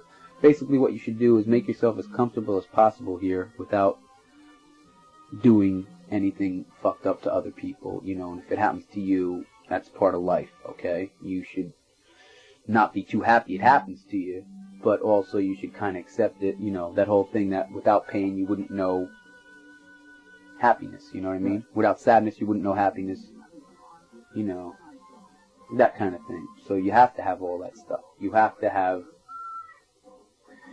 evil to know good. Right, because it was all good. You wouldn't know you wouldn't know it was good.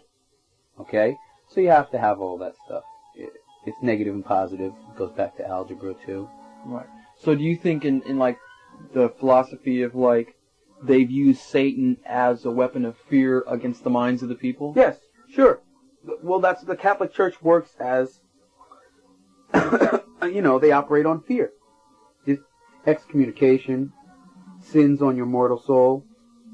There's none of that in the Protestant religion. Not that the Protestants were any great deal, But they did actually, Martin Luther rebelled against the Catholic Church.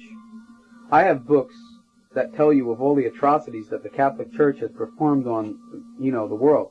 You talk about the Germans, the Nazis killing all those Jews. I have accounts of the Catholic Church annihilating races of peaceful people, like non-violent people. Their only existence was to become one with God, kind of a meditation level type thing, to truly know God and to be at one with Him. That was heresy to the Catholic Church, and they rounded them up from the whole European continent into one area, killing them on their route. They would make these mass exoduses to their, sanctuary, basically. And then when they all got into one area, they set the whole thing in a big square on fire and burned them all. A couple million people. This is the Catholic Church, mind you. Right. Okay? Which is supposed to be holier than thou. Annihilated, exterminated millions of people. That doesn't account also for all the people they exterminated and tortured. Tortured people as if they had no feelings and no nerve endings or anything in their Spanish Inquisitions and in the German witchcraft, trials and all that stuff. Get burned at the stake and tell me about pain, okay? At least in Nazi Germany, they were gassed first before they were burned. But it's all a level of fear, though. Okay, but what I'm saying is, I think I'd rather be gassed first and then burned than just burned at the stake, right. Okay? But it's just like, who dropped the bomb on Hiroshima? But we don't talk too much about that. Yeah, but what I'm saying is, I just think that religion over the years has been more a divider of people and more of a cause for war than a cause for peace, because it becomes organized religion. Religion in itself is a very good thing. It gives you faith, and you know what I mean? And if it's got some common sense to it, and if, the people who are teaching it teach you the right stuff, it's a very good thing. But if it's taught the wrong way, I think it creates war. The whole thing going on in Israel and the Middle East right now is the biggest holy war going, because Iran doesn't like Iraq, and Iraq doesn't like this, and they all don't like Israel, and Israel doesn't like, and Egypt doesn't, and they have all these stupid little factions of religious beliefs, and they're all fighting each other, and it's because of religion. So do you think that's why nowadays there seems to be an incline in decreasing faith? Sure. It's a bunch of bullshit. And people are starting to say, no, Do you think people are starting to say, I believe this, and that's what I believe, and you can drop dead. they're being very individualistic about it? Yeah. Sure. So were you raised Catholic? No. No. Is there Catholic in your family? My mother's Catholic. You know, my father's Protestant. But then again, I never had religion like forced on me. Okay?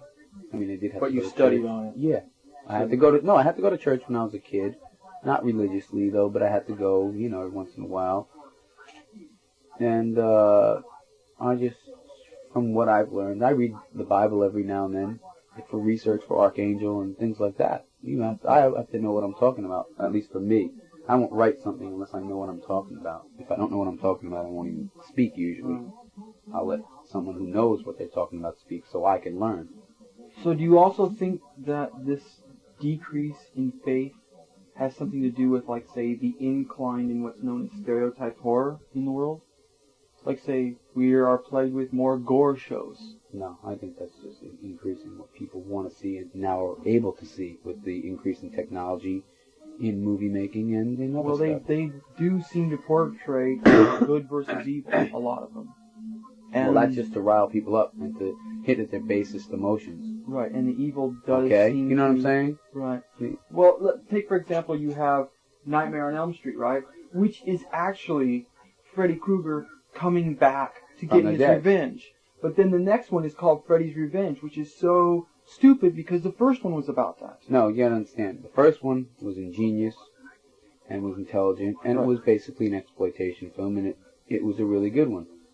The second one was just okay, we had a hit with the first one. Everyone will come see the second one. Let's make a piece of shit and make it as cheap as possible. Hi. What are you doing, man? Okay. How's work? Did it? So you like horror? Do you like all horror or just? No. I'm not picky about what I like. Yeah. Because it has to be good. It has to have some kind of reason for being that way. You know, it has to have a lot of realism to it. It has to have a reason behind it. You know, if it's just silliness slapped together like a lot of movies and stuff, then it's just stupid. What's your favorite stuff? Okay, well there's stuff like that I like, which is like, say, the Gorgo Girls, right? H.G. Lewis? Yeah, that's like pretty funny. But it should be taken as that. It's a romp through gore, you know what I mean?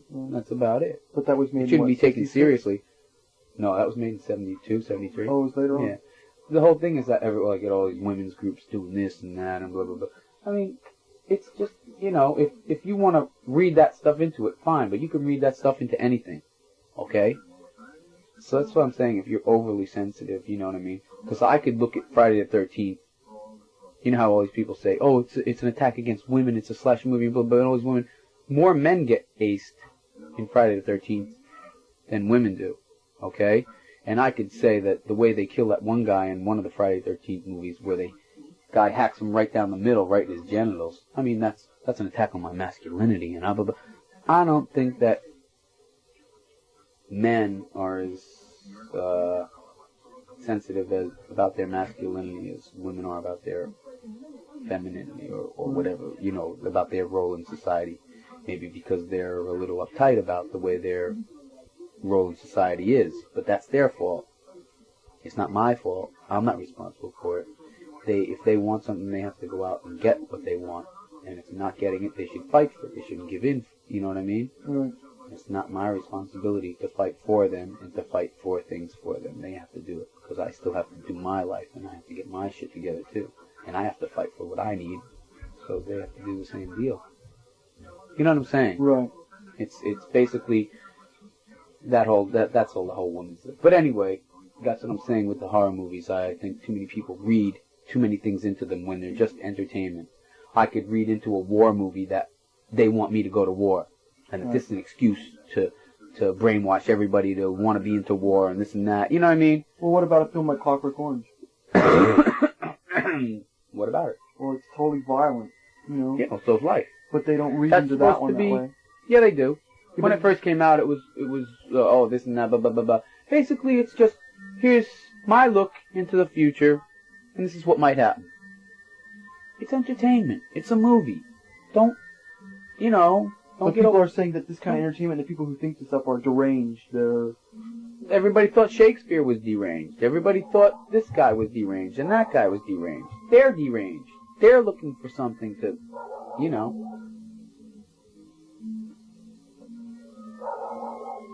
Wait a minute. Yo. Yeah. This turned out to be a good interview, Brian. Oh, good, thank you. So what's more of the shows? Huh? More of the shows that you like. Okay, I like The Hills Have Eyes. I like that whole, the clan of, people waylaying people, a clan of, say, like, brutal, people living in the hills ready to, terminate your life at any second, because there's sick people like that. When you're on tour and you're down by the Mexican border in Texas and stuff, you really learn how cheap life is. Some of those people will kill you in a second and not even think twice about it. Because they want to come over? No, because they're just, life is cheap. Oh, okay. It doesn't mean anything to them. Their life is hell. It's scum. They don't give two shits about their life. So why are they going to care about you? You know what I mean? If their life means nothing to them, what's your life going to mean to them? It means nothing. A lot of people talk about like white rednecks who are a pain in the ass all the time down south anyway. Meet a Mexican redneck. The big 250, 300-pound Mexican guy with the cowboy hat with the metal braid going on top, the cowboy boots on. These guys will kick your ass. Well, what about out here? You got that kind of stuff out here? No, we have pseudo bikers out here.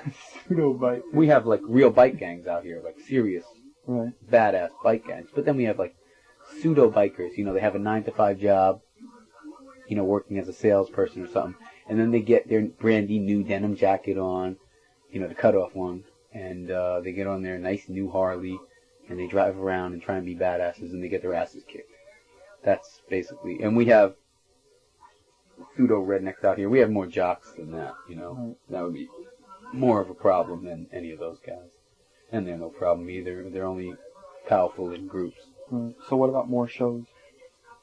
Oh, movies. Yeah, movies. Yeah. I like the Omen movies. All three? Yeah, the third one is the best one as far as I'm concerned because it deals with the Antichrist. Should there be a fourth one? Sure, you should I heard they're going to make a fourth one. Really? Fantastic, because Book 4 is the best book. Book 3 is great. Book 4 is the best book. Book 5 is just a rehash of Book 4. But Book 4 is one of the best books. Did you read the books before the movie or after you saw the movie? Final Conflict I read before, and the other one I read before. But the Omen 1 I only kind of glanced through, someone had it. And Omen 2 I just never even read. I have it now, though. Yeah. I got into reading them, really. I went from 3 to 4 like that. Mm. But yeah, I would say Final Conflict is on my top 10. So what would be your top 10? I did that for a magazine already, Gagging Dog. Oh, you Phoenix. did? But my top 10 was Final Conflict. The Howling is one of my all-time favorite movies because to me it's one of the only realistic portrayals of lycanthropy or werewolfism. You know what I'm saying? You think it's better than Werewolf in London? Yeah. Although that's kind of accurate, but it's just that the wolf didn't, the guy didn't, although he looked more like what would happen than, say, Lon Chaney's Wolfman, right. which wasn't really his, it was Universal's, but that kind of portrayal is stupid and insignificant. A true werewolf can change shape at any time that he feels like it, and it's usually in a time of stress or pressure. You know what I mean? Correct. Where their life feels threatened, or, usually it's that kind of thing. So I like The Howling a real lot. That's on my top 10. You got The Hills Have Eyes is on my top 10. Night of the Living Dead is on my top 10. I think that was a groundbreaking movie. What else is on? Basket Case, I think, is a great approach. And basically, because there's so many of them, basically almost any Cronenberg movie, except for Dead Zone, is fantastic. You're a big Stephen King fan, I know. No, well, they didn't just let Cronenberg do the real Dead Zone story. The president's life and that guy Johnny's life coincide with each other. It's all happening at the same time in the book, The Dead Zone. You know what I mean? You get one chapter. You know what I mean? How it parallels each other, and it brings it up to that final climax at the end. That doesn't happen in the movie. I still think Cronenberg saved that movie with his touches, you know, when the goldfish bowl is exploding and he's laying in the fire, and, you know, a lot of that stuff is really Cronenberg touches in there. But as far as I'm concerned, stuff like The Brood and Rabid and They Came From Within, which is Shivers. What about Scanners? Scanners. Videodrome. That stuff is excellent. Videodrome I love. It's totally bizarre. Yeah. That's original movie making there, okay? You're talking about original stuff there. Who did a movie like Scanners before him? Who did a movie like Rabid, where Marilyn Chambers has like this dick under her arm that sucks blood through a metal rod? You know who? And then whoever gets the blood sucked out of them contracts rabies. And then a whole city eventually is paralyzed by this plague of rabies. They don't know where it's coming from, and it can't be cured in any conventional manner. That's pretty heavy stuff, especially for a horror film. That's why I think calling it a horror film is underrating it, especially Cronenberg. Do you think it's more sci-fi? I think it's more psychological. Psychological? Psychological horror. Psychological. I mean, people will walk away. That's like Night of the Living Dead. The dead coming back, and actually you see them eating people. And because it was filmed in black and white, you used your imagination a lot more. Well, did you like Texas Chainsaw Massacre? That's an imagination movie, because they never really show anything, but it's just always the effect. It's there. It was a pretty cool movie when I first saw it. Yeah, I think. But I was knocked out a lot more by Night of the Living Dead than I was Texas Chainsaw. Okay. Texas Chainsaw also, and you know, Psycho were all based on the Ed Gein story. That's one thing I'd like to do, but I hear Dan O'Bannon and his crew are doing an Ed Gein book, so there'll probably be a movie. But I'd like to do a real docudrama type thing on the Ed Gein thing and have it in black and white. It'd be great. I was gonna do it, but I don't know if I'll have the time to beat them to the punch. You'd have to do some research. I talked to my grandma about it when I was just down there about it, and because she lived in Wisconsin when all that went down, and she told me some stuff that I had never heard about it. Oh, really? Oh, yeah. Things that I didn't know. I have a lot of the books, and I have the Life magazine, and I have the report by the judge who presided at his trial, and I have a bunch of other books and clippings and stuff. So I still need some more stuff. A friend of mine says he has a friend who has some of the actual pictures from the house, police pictures. Trying to get that stuff. Wild stuff. So what other shows you like? What other movies? How many did I name? There were so many groups, right? Omens, Cronenbergs. Okay, I got The Omen, Final Conflict. I don't really like the first two that much. The first one's okay, and this touches in there that I like. Omen, the Cronenberg movie, Night of the Living Dead, Hills Have Eyes, The Howling, Basket Case, Gore Girls I like a real lot. Okay, that's 7. God, where's my list? I need it. You like the stuff that you have the posters up? Yeah, Road Warrior. Pieces? Road Warrior. Road Warrior is great. Road Warrior, which is Mad Max 2. He's at the top of that list, too. That's a groundbreaking movie. Halloween? Halloween 2. Not Halloween, Halloween 2. Now, Halloween 2, now that's one That's got the Samhain thing in it. The Samhain right, now, thing. does that coincide with anything to where the band became that name? No, but it got me interested in reading about Samhain more, because I wanted to know more, and I said, well, wait a minute, if these guys can find out something, I can find out a little more about it. And,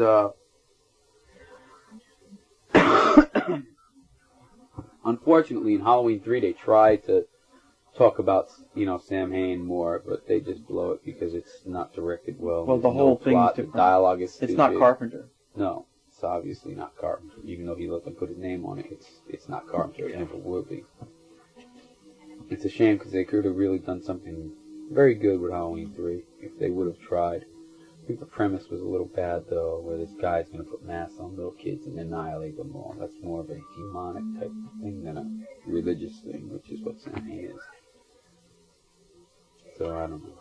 So now you need one more. And, Plan 9 from Outer Space. No, that's not on my top list.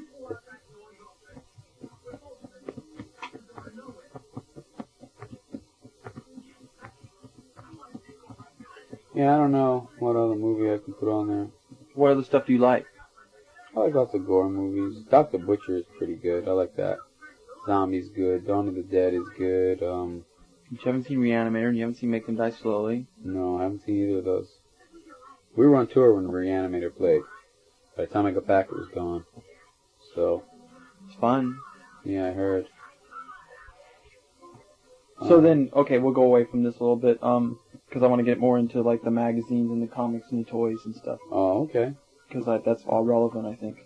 Yeah. So, okay, so you like the horror movies, and so which you've gotten into the magazines.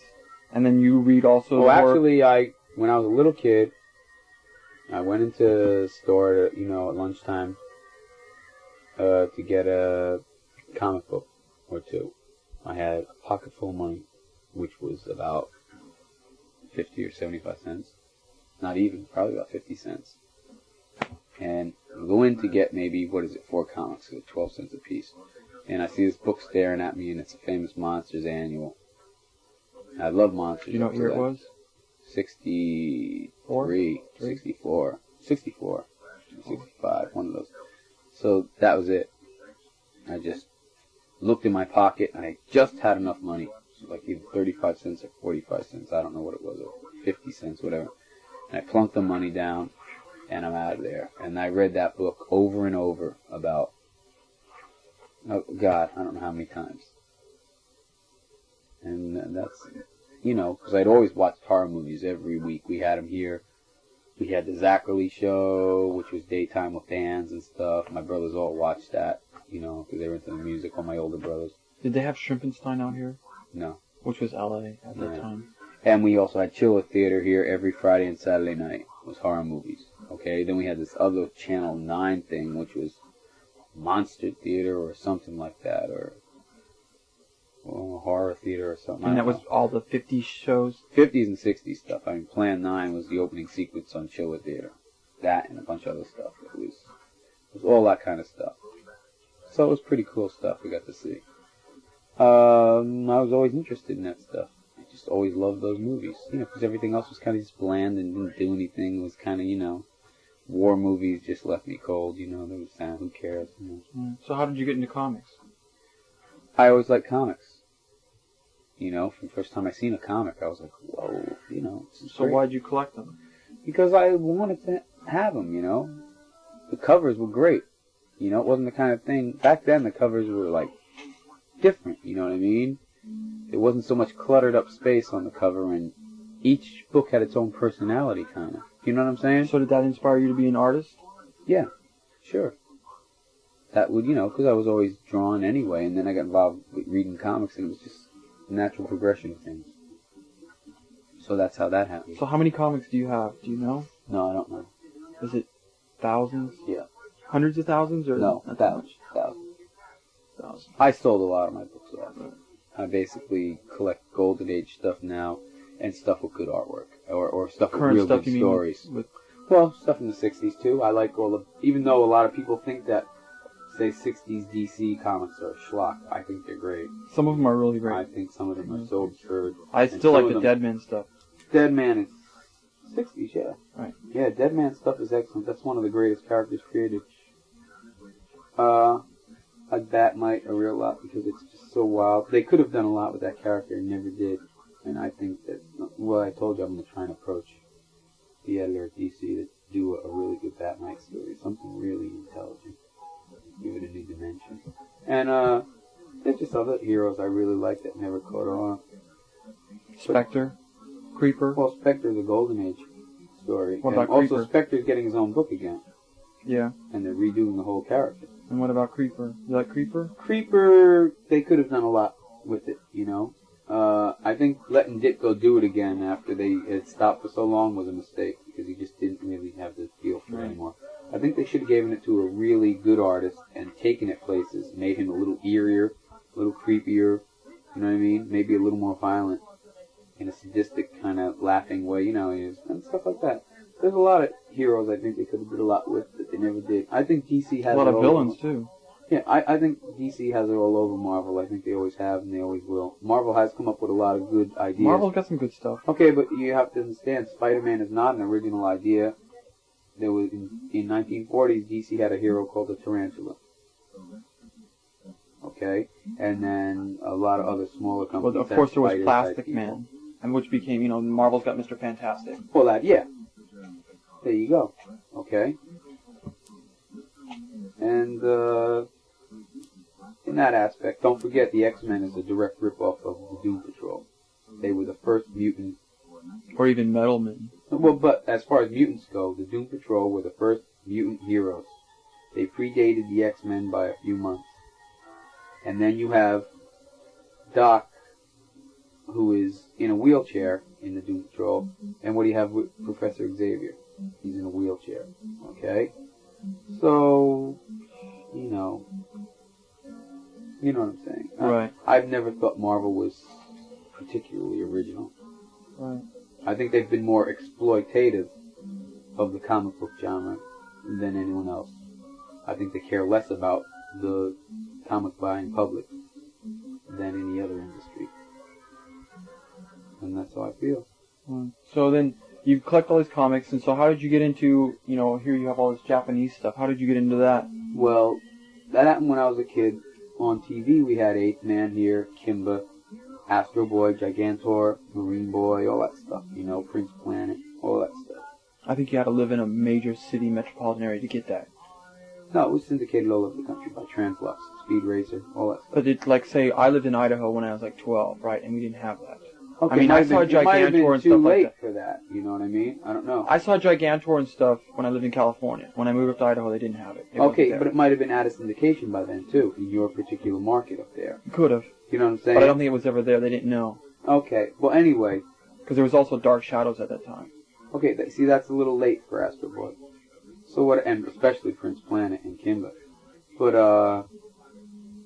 Translux was also syndicating a lot of other shows that weren't even Japanese animation, like Mighty Hercules and all that stuff. So I'm pretty sure it was there, but maybe not for a long time.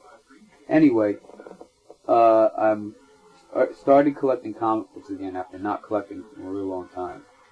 And I'm at this show, and there's a guy selling Japanese books and toys, but basically books, and they're paperback. And here's this character I'm looking at, and it's called Captain Harlock. And he's got this skull and crossbones shirt, a big massive scar down his face, an eye patch, hair hanging in his face, just the way I'm wearing my hair at that time. Okay? So I immediately kind of identify with all these heroes.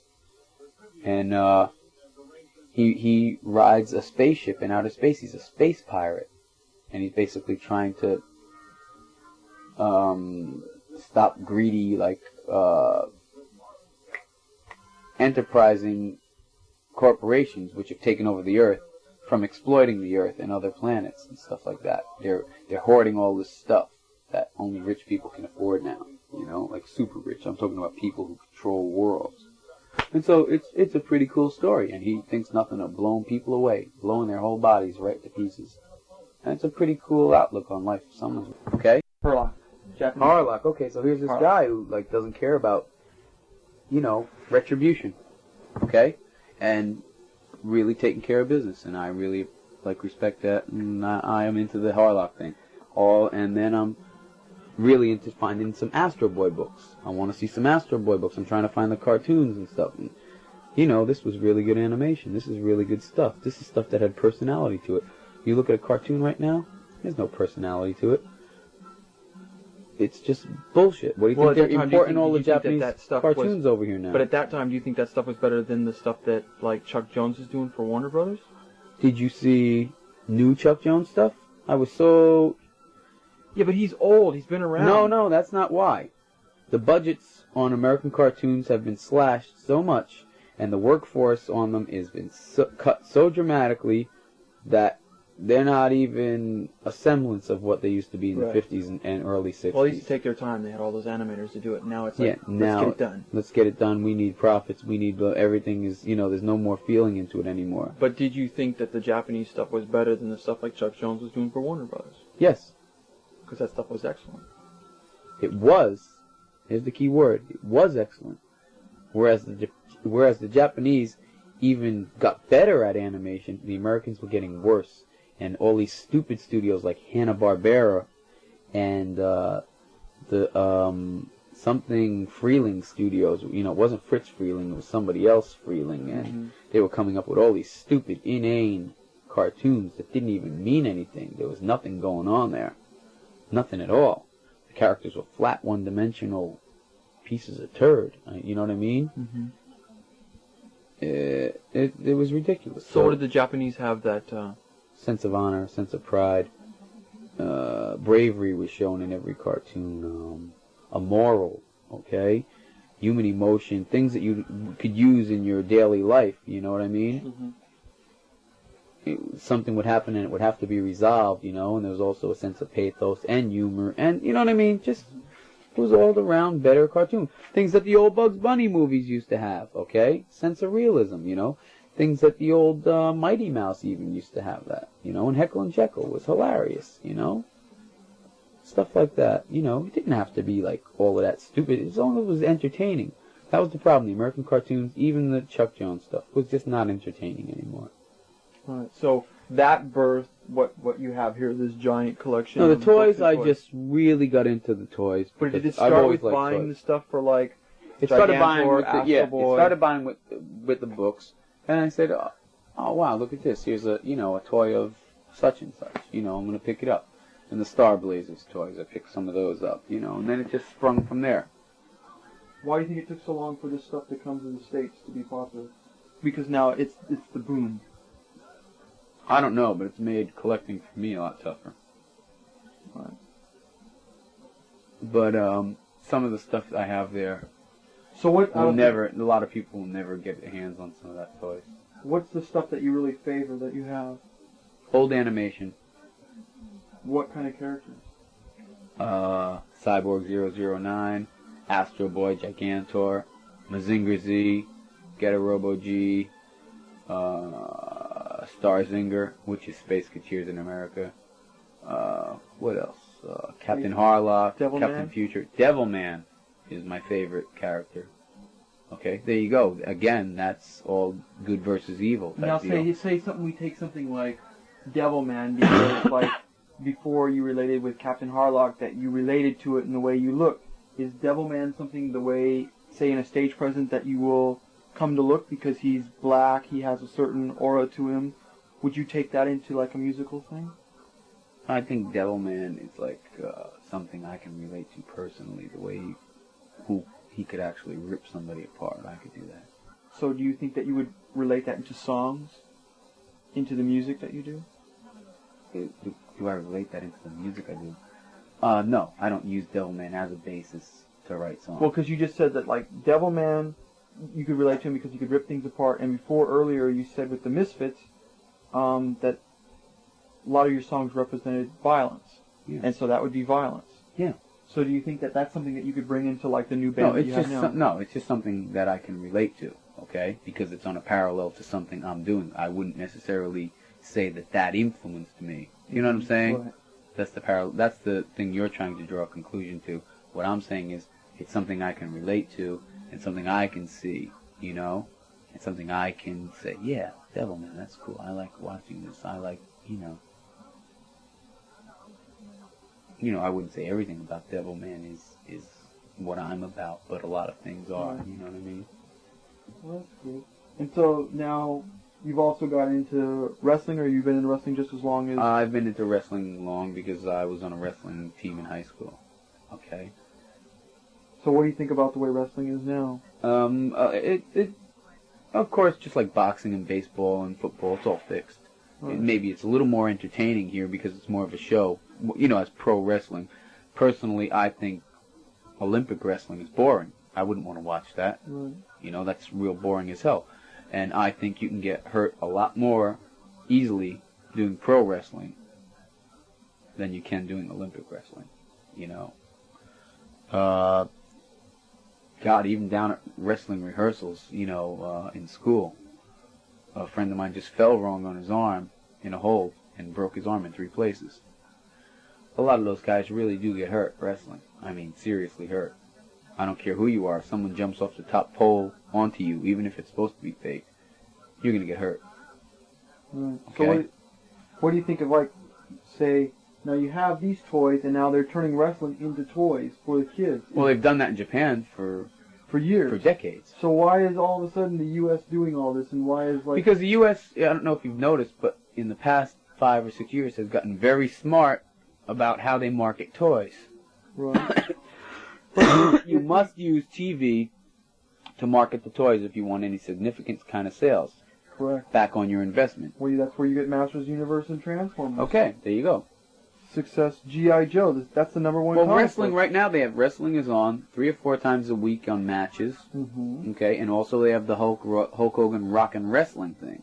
Cartoon. Plus, you also have WTBS Wrestling, and you have AWA here is on twice a week. Mm-hmm. Okay, so you're talking about a lot of wrestling. Okay, and also Hulk Hogan is the kids' hero right now. Right, but now he's have like, toys. He's like John Wayne or something, but I mean a little less patriotic or whatever. He's kind of brutal, but they haven't done this cool. kind of thing since the 60s, though. Well, I think it's good because I think toy companies are out to make a buck just like any other business, and I'd rather see kids buying toys than drugs. That's just my opinion. Basically, I think drugs are for jerks. I mean, I don't care. Someone wants to go out and kill themselves with drugs, fine, go do it. But I think toys are happening. You want to get them, get them. You don't. What do you say when people, the big question, right, is like, aren't you a little too old for this? I don't think in terms of age. If I want to buy something, I don't care what someone says to me. I'm buying it for me, not for them. If I cared what they, thought about, I would say to them before I bought it, you think I should buy this? And in that case, I'd be a moron. Right. I don't care about other people. Well, then that's insecurity. Yeah. Because you don't know what to do with yourself, so you have to ask somebody else. That's what I mean. I don't care about other people. Basically, I give 2 shits about people. I'd just as soon kill the whole human race right now than you know what I mean? Because I have no great love for humanity. Especially now, it just grows worse and worse every day. The more and more things I see humanity do, it's like if someone said, here's the button, this will blow up the whole world. I would press it right now. That'd be it. Well, that's what basically most people are doing now. They're all fighting and bickering. And... No, but they're doing it in a stupid way. I'm talking about nobody would survive. Right. Okay? I'm not saying, okay, you'll survive and you'll have your little blah, blah, blah, and everybody else blah, blah. I'm saying everybody be dead. Everybody. I don't think this whole planet deserves to live. I think it's all scum. If you want to really get down to it, Like, I think everybody should live whatever they want, what kind of life they want and everything. But if somebody said to me, Glenn, you can end the whole world right now. Here's your chance to do it. Or if someone gave me a means to do it, I would do it. Now, you think that would be a better solution to do than trying to work out? Doesn't matter whether it is. It's not going to work out. How many years has this planet been around? How many wars have there been? And how? It's not so much the wars either. It's like just assholes. People are just. They've been given a brain. They've been given a body. Okay. I mean, there's a lot of intelligent people around. Okay, and they're not using their brains. And also, not everybody is given a perfect body to use. And here's all these people given a perfect body, and here's somebody crippled, or in a wheelchair, or missing an arm, or a leg, born fucked up, all messed up. And here's these other people complaining about their lives. Oh, I'm not doing. Shut the fuck up, They're also the ones who don't want the crippled people or whatever not to be around. Well, because it makes them have to think about how much they have, really. And they don't want to do that. I never get bummed out about anything. I mean, anything at all. Because I just look at myself and I say, look at how lucky, look at how well off you are. You could be this, or this could happen. You know what I mean? As bad as something is that it happens to you, it could always be worse. Always. Right. It can always be worse. So with that idea in mind, is all the toys and the comics and the stuff, is that like an escape from humanity for you? Maybe not so much an escape, but I have my own world. Okay, that might be an escape from humanity, my own world. Okay, but I like having my own world, and I only let the people I like into my world. Okay, and that's it. And when you get a Samhain record, there's a view of my world. Okay, or the way I see the world and what my solution might be, or things like, it's not necessarily that way, but you can see that in there. And I think that it's great having your own world. I don't Like I said, I don't really like that. I'd love to have my own world where assholes couldn't come into it. Now, what would happen if, say, something happened and all this was destroyed? Would you build it again? Sure. Do you think it would be as much fun as... Sure. So it would be something like because it'd probably be even more fun because I wouldn't have anything. The point that I'm trying to get across is because it's your own world, if the world can't be was destroyed.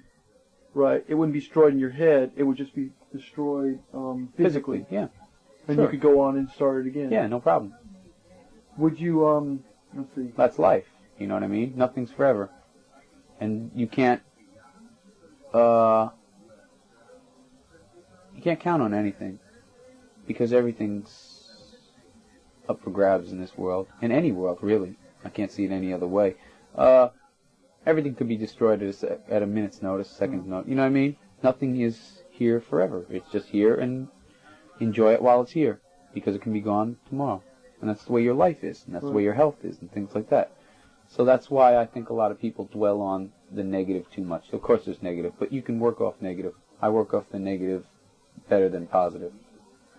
You know, positive is easy to work off. Anybody can work off a positive. Well, I think people which is happiness destroy and stuff like themselves that. with negative. They think and they build something up a little Exactly. far. They get so bummed out or scared of what the negative is that they don't deal with it. You know, and you have to deal with everything. So do you think that you're a positive person in what you do? Sure. Now, do you spread that positiveness towards other people, or, I mean, to people that become close to you, let's say? You don't go out on the corner and go, listen, here's my positive world. I don't care about other people. I don't spread my philosophy to anybody. You know, if they want to know about it, you know, if they're friends or whatever and they're asking me this or that, I'll say, this is my opinion. You know, you do what you want, but this is how I approach that certain problem or subject or situation or whatever. And I have success with it. Okay? Basically, it's just common sense, you know. It's nothing, it's no big deal. It's just common sense, which most people do not have because they don't use their intelligence. They don't try to cultivate it. It's much easier being stupid in this world than being smart. Because if you're smart, there's a certain amount of responsibility that you have that goes along with being that smart. Because you're intelligent and you can't act like an asshole or a dumb person. And then you can't go, oh, I didn't know. I'm sorry. Gee, I didn't mean to do that. That's a dumb person's typical excuse. Do you think that's why there's always a risingly increase in drugs? You know, that's why drugs are always on the rise. They're always increasing. Why? I don't know how that ties into this. Well, you're saying because it's like drugs seems always to be an escape away from responsibility. I don't know if drugs are an escape from responsibility. I think drugs are like a lot of people are bored with life, and there's not really much to do. You know what I mean? Well, how do you become bored with life? Let's see. Okay, maybe a kid can't get a girlfriend. Or a kid can't get this or that, or he sees all his friends doing this and that, and he's left around just, you know what I mean? Just on his own. He's nothing to do. He'll either start reading books, or he'll start doing drugs just to pass the time or something, you know, to get a thrill or something. A lot of people get involved with drugs by peer pressure. A lot of people get involved with drugs by just sheer boredom. I know in New York, a lot of my friends when I was living in New York would just do drugs because there was nothing to do that night. And that was something to do. Okay? And at first it didn't cost that much. It costed about as much as going out to see a band. There were no bands playing. So they'd go and shoot heroin or whatever they would do. You know, or do a few lewds and just zonk out somewhere. And eventually, it wasn't that cheap anymore. And also, eventually, they had to do it. You know? That's the people who really get fucked up on them and become reliant upon them. And, you know, it happens around here, too, even in suburbia or wherever you are. This is more of an urban area. Nothing to do. What are you going to do? Let's get loaded. Let's get fucked up. All right. And that's what they do. Okay? That's basically my idea of why drugs are so prevalent. Because there is really nothing to do. I mean, it's, you know what I mean? Go to any, like, big heavy metal show, I'm talking about, like, Ozzy, say. I'm not talking about the new speed metal. So put any of those shows, right? And most of those people are so fucked up, they don't even know what they're seeing. You know what I'm saying? Like, or a Journey show or something like that. Those people are so low. Well, it's like a party. Exactly. I don't like parties, okay?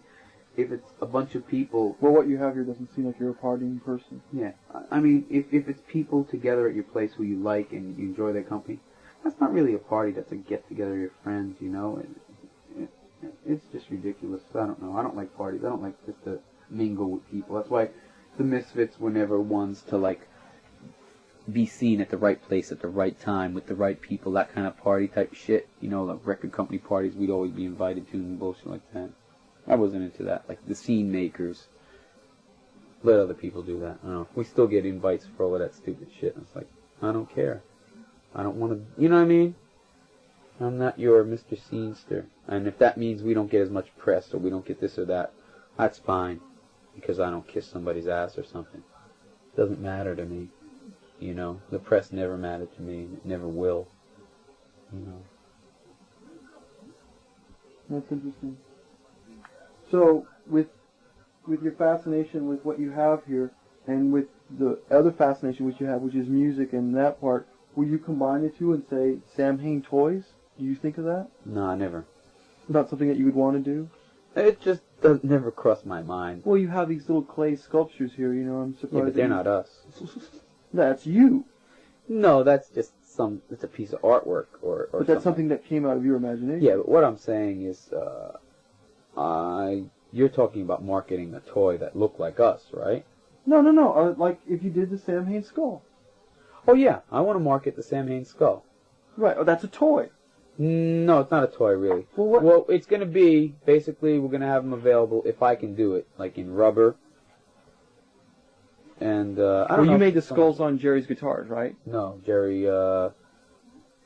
What happened was a guy in L.A. showed up at one of the shows and presented Jerry with the mold to make the skull, and then Jerry did it from there. Would you want to do the same thing for the Samhain skull, that kind of thing? I want to make a mold. I want to bring. What I have to do is when I have the time, I have to make a sculpture of it in clay, right, and bring it to this place in New York and have them make the mold for it, and then I can kick out rubber ones that we'll sell at shows. For whatever they want? What? For whatever the kids want. You don't have any purpose, it's just an image. If I was into my band, I'd want to have one. Yeah. I know I'll probably have some around the room. I think it's a pretty cool looking skull. Mm.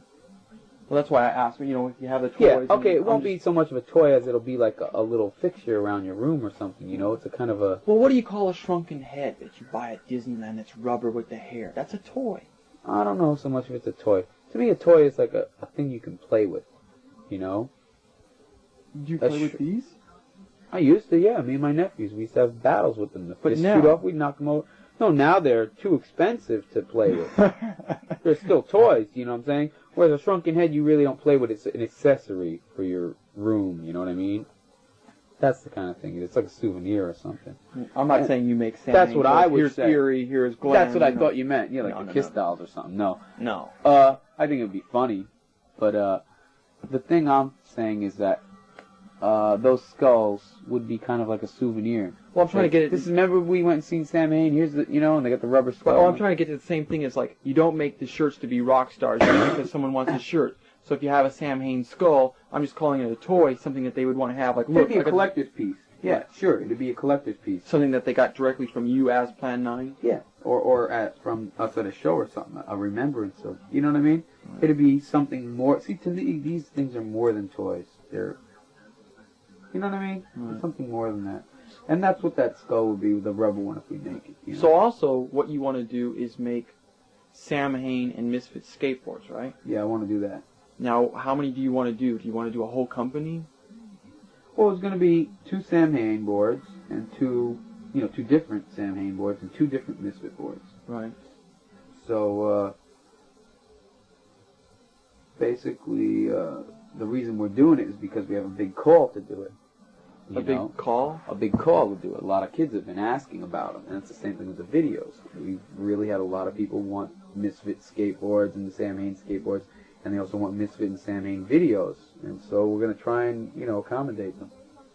It's very expensive to do. Right. Especially the skateboards. The video thing we can get happening pretty quick, but the skateboard thing seems more expensive than the video thing. Could be. No, it is. Now, would you also coincide that if you made a board, would you have a shirt to go along with that, or would it be a shirt design already? Or would you make new designs for the boards?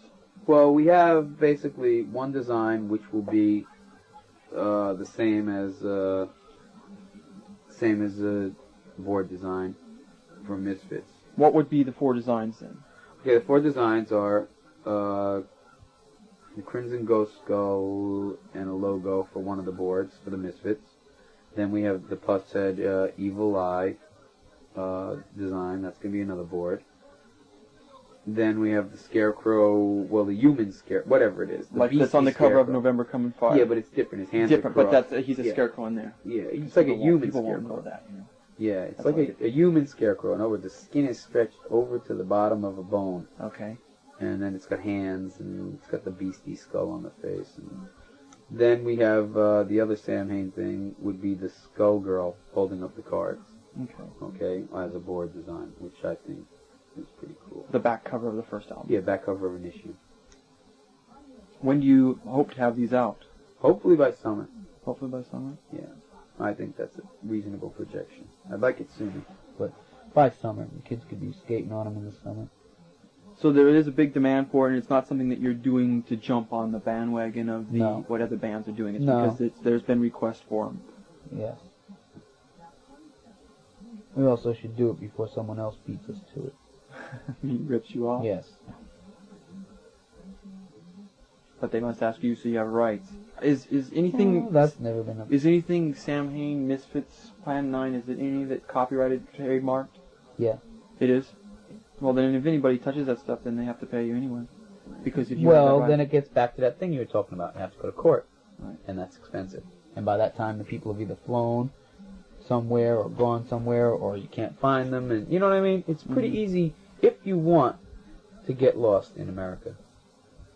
A lot of these people have fake IDs, too. You know, it's really tough.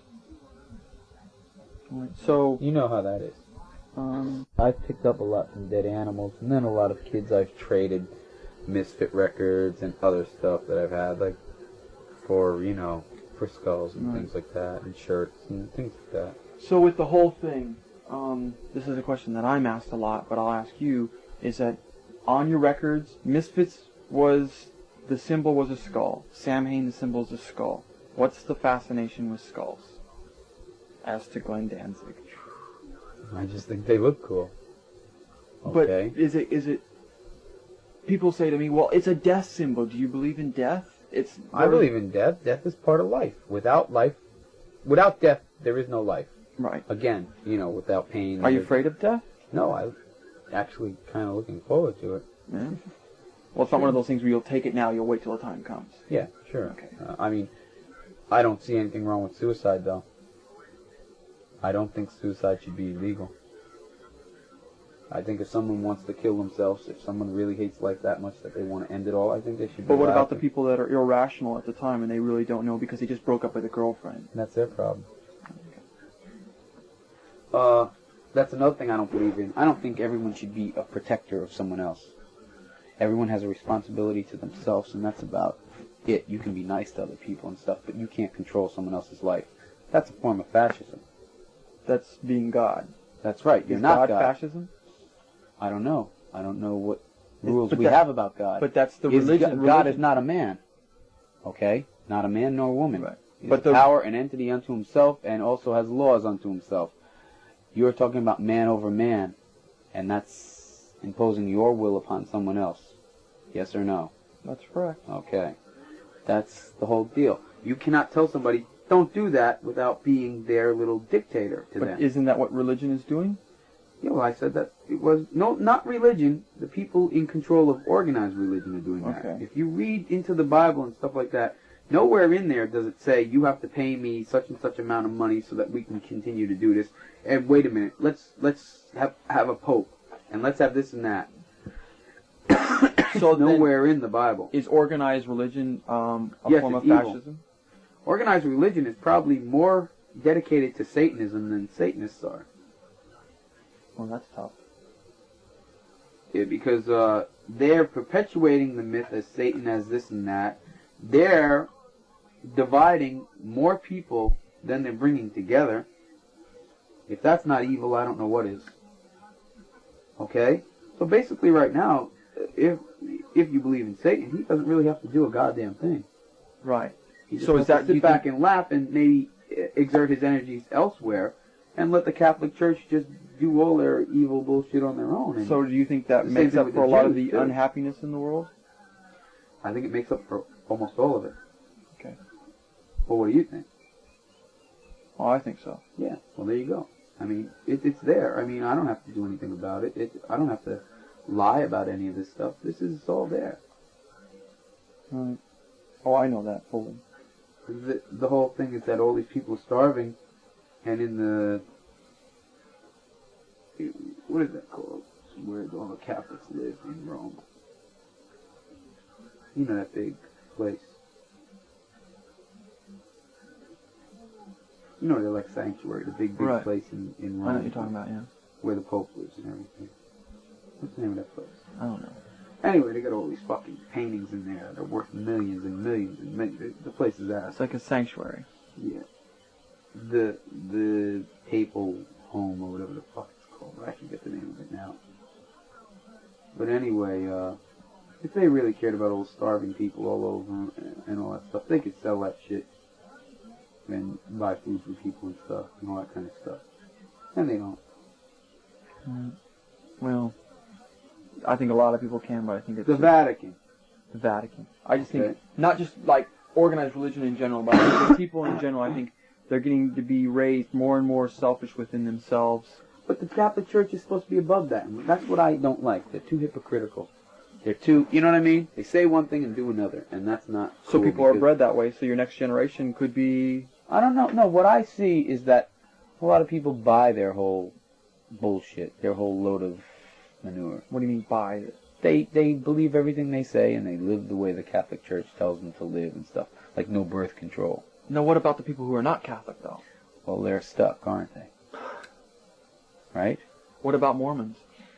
I think Mormons are a little burned out also. I think Well, they have Mormons, more of a- Mormons the number one richest non-profit organization in the world. I don't know about that. That's true. And Number one. have you checked into the Mormon richest non-profit organization? In other words, they're hoarding money. Oh, okay. Yeah, I believe that. I thought you meant that they were like... no, richest holier- non-profit organization. They were holier than thou. Because, you see, I don't like the Mormon church that much, you know. Do you know about the Mormons? I know... And what they tell enough. the people? Yeah, I know Pretty that they're ridiculous. pretty burned out. Right. I know enough that I don't want to know anymore. Let's That's put it that correct. way. Okay. Yeah, I think, like I said, organized religion, once it gets organized to the point where they say, okay, well, we have to have this, then it's no longer serving the purpose it's supposed to serve. And that's supposed to be the comforter of a people. It gives them faith. It gives them a reason to go on when everything sucks and stuff like that. And I don't think we have that. I think they're just bilking people out of all their money. And I don't think that that's very conducive to the end result that they're supposed to be getting. So now that you're petting your cat, do you like animals more than you like people? Sure. Cats especially, or dogs? Cats, dogs are kind of dumb, but they're faithful. They, you know, if you're their friend, they'll They be your respect you? friend. You know what I mean? Mm-hmm. And that's something pretty cool. Well, I have noticed also cats or dogs can notice a person's personality, Yeah, sure. and they can react to it. Exactly. And sometimes you can study people. But I everybody... study animals a real lot, like cats and dogs and what other Birds? animals. Fish? Yeah, everything. Because to know other species is to, you know, understand life more fully. You can learn a lot from animals. You can learn a lot from cats. You can learn a lot from dogs.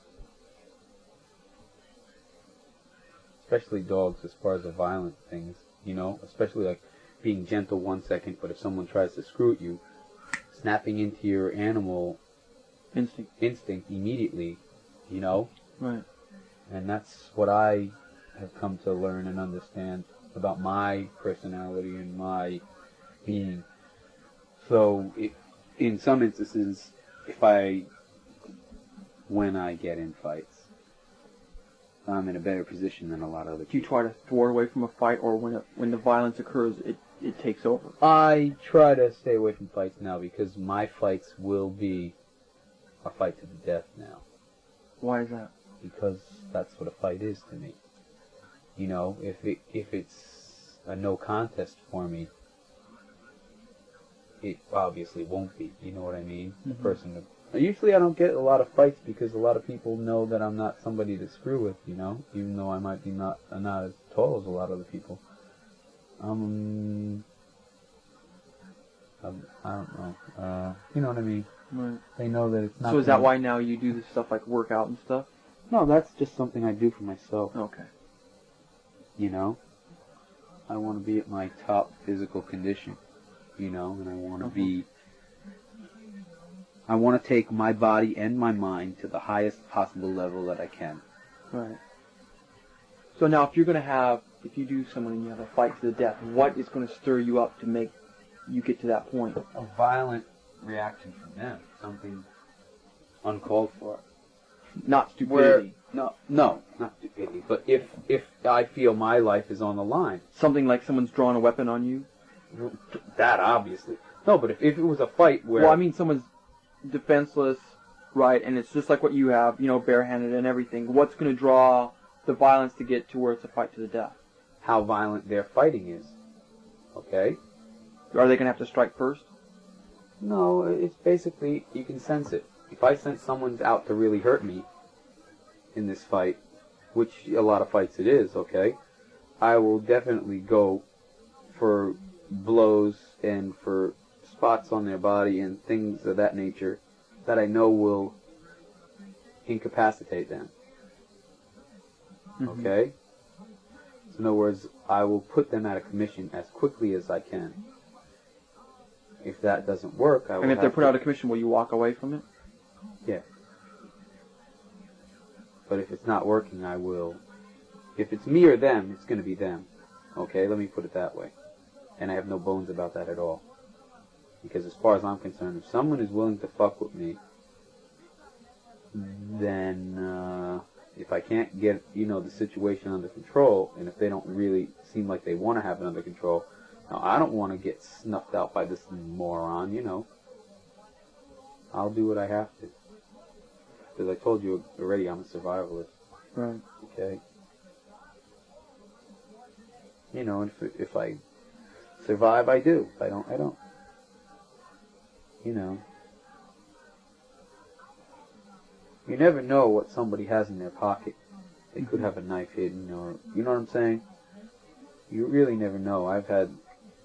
When I was younger, I've had switchblades pulled on me out of nowhere in a normal little fight. You know what I mean? Mm-hmm. You never really know what's going on. Do you think that's fair when someone pulls a switchblade? Is that a survivalist? No. No. I don't think so. Do you think a weapon's a fair way to survive? It depends on the situation.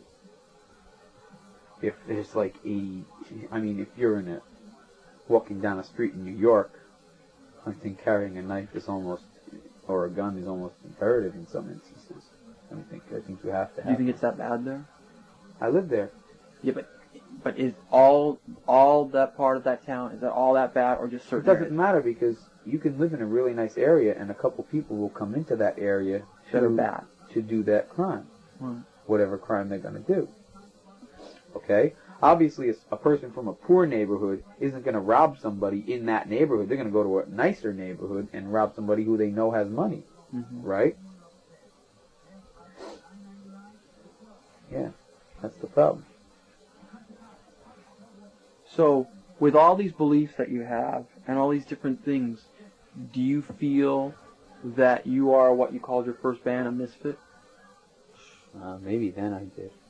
But I don't feel I'm a misfit now. I mean, obviously. Is that why you called yourself Obviously, the I Misfits? don't. No, that's just one of the many reasons. Obviously, I don't relate to a lot of what's going on in the world.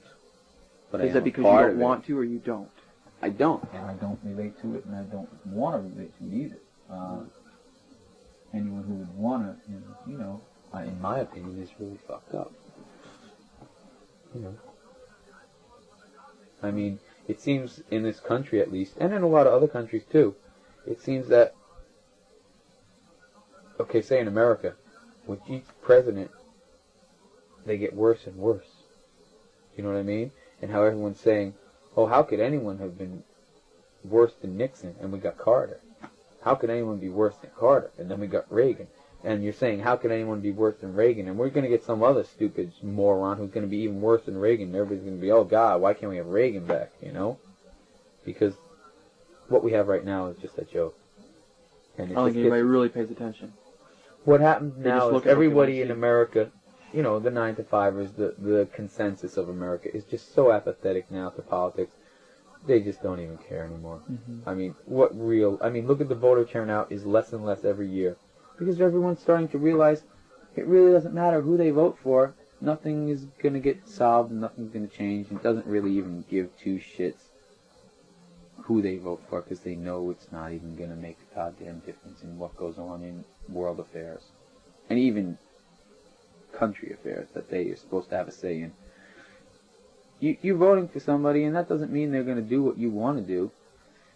Even when you vote for somebody in your state, for mayor and stuff like that, that doesn't even guarantee what you're going to want is done. Because everybody's so vague about the issues these days, they don't say what they really stand for, and they don't say what they're going to really do. Do you think that makes it to where the people start to where they don't care? Yeah, sure. That's why I think they can blame violence on whatever they're going to blame it on. I think there's so much violence because people feel that they have no say in their lives anymore. So is that why you don't care? I don't care about politics because I know I have no say in what they're doing. Basically, if it came down to the government saying, you owe us such and such in taxes and blah, blah, blah, blah, and if it was going to seriously financially cripple me, I would blow their brains out. I would go to war with the American government or the IRS or whatever. I would get a machine gun with my money. You know, I'd have to buy it illegally, a couple grenades, and just storm the IRS office and blow the fuck out of everyone. But then you would probably lose your life in It's no that. big deal. I'd lose it anyway if I have no money. Let's face it, money is life. Do you think that's what the freedom of the world is? Is that where they could cripple you? Because What? you didn't obey their rules? I don't know. I think that basically my freedoms and my person, if someone really trespasses me up to the point where I can't take it, I'd rather do something about it and die than not do anything about it and just keep on. You know what I mean? Mm. There's some instances where I use the old Japanese kind of, or it's Chinese, whatever. The thing is, you know, a willow tree that bends in the wind will survive longer than an old tree that doesn't bend and it breaks. You know what I mean? You can do that only so long. You can only bend so far before you break.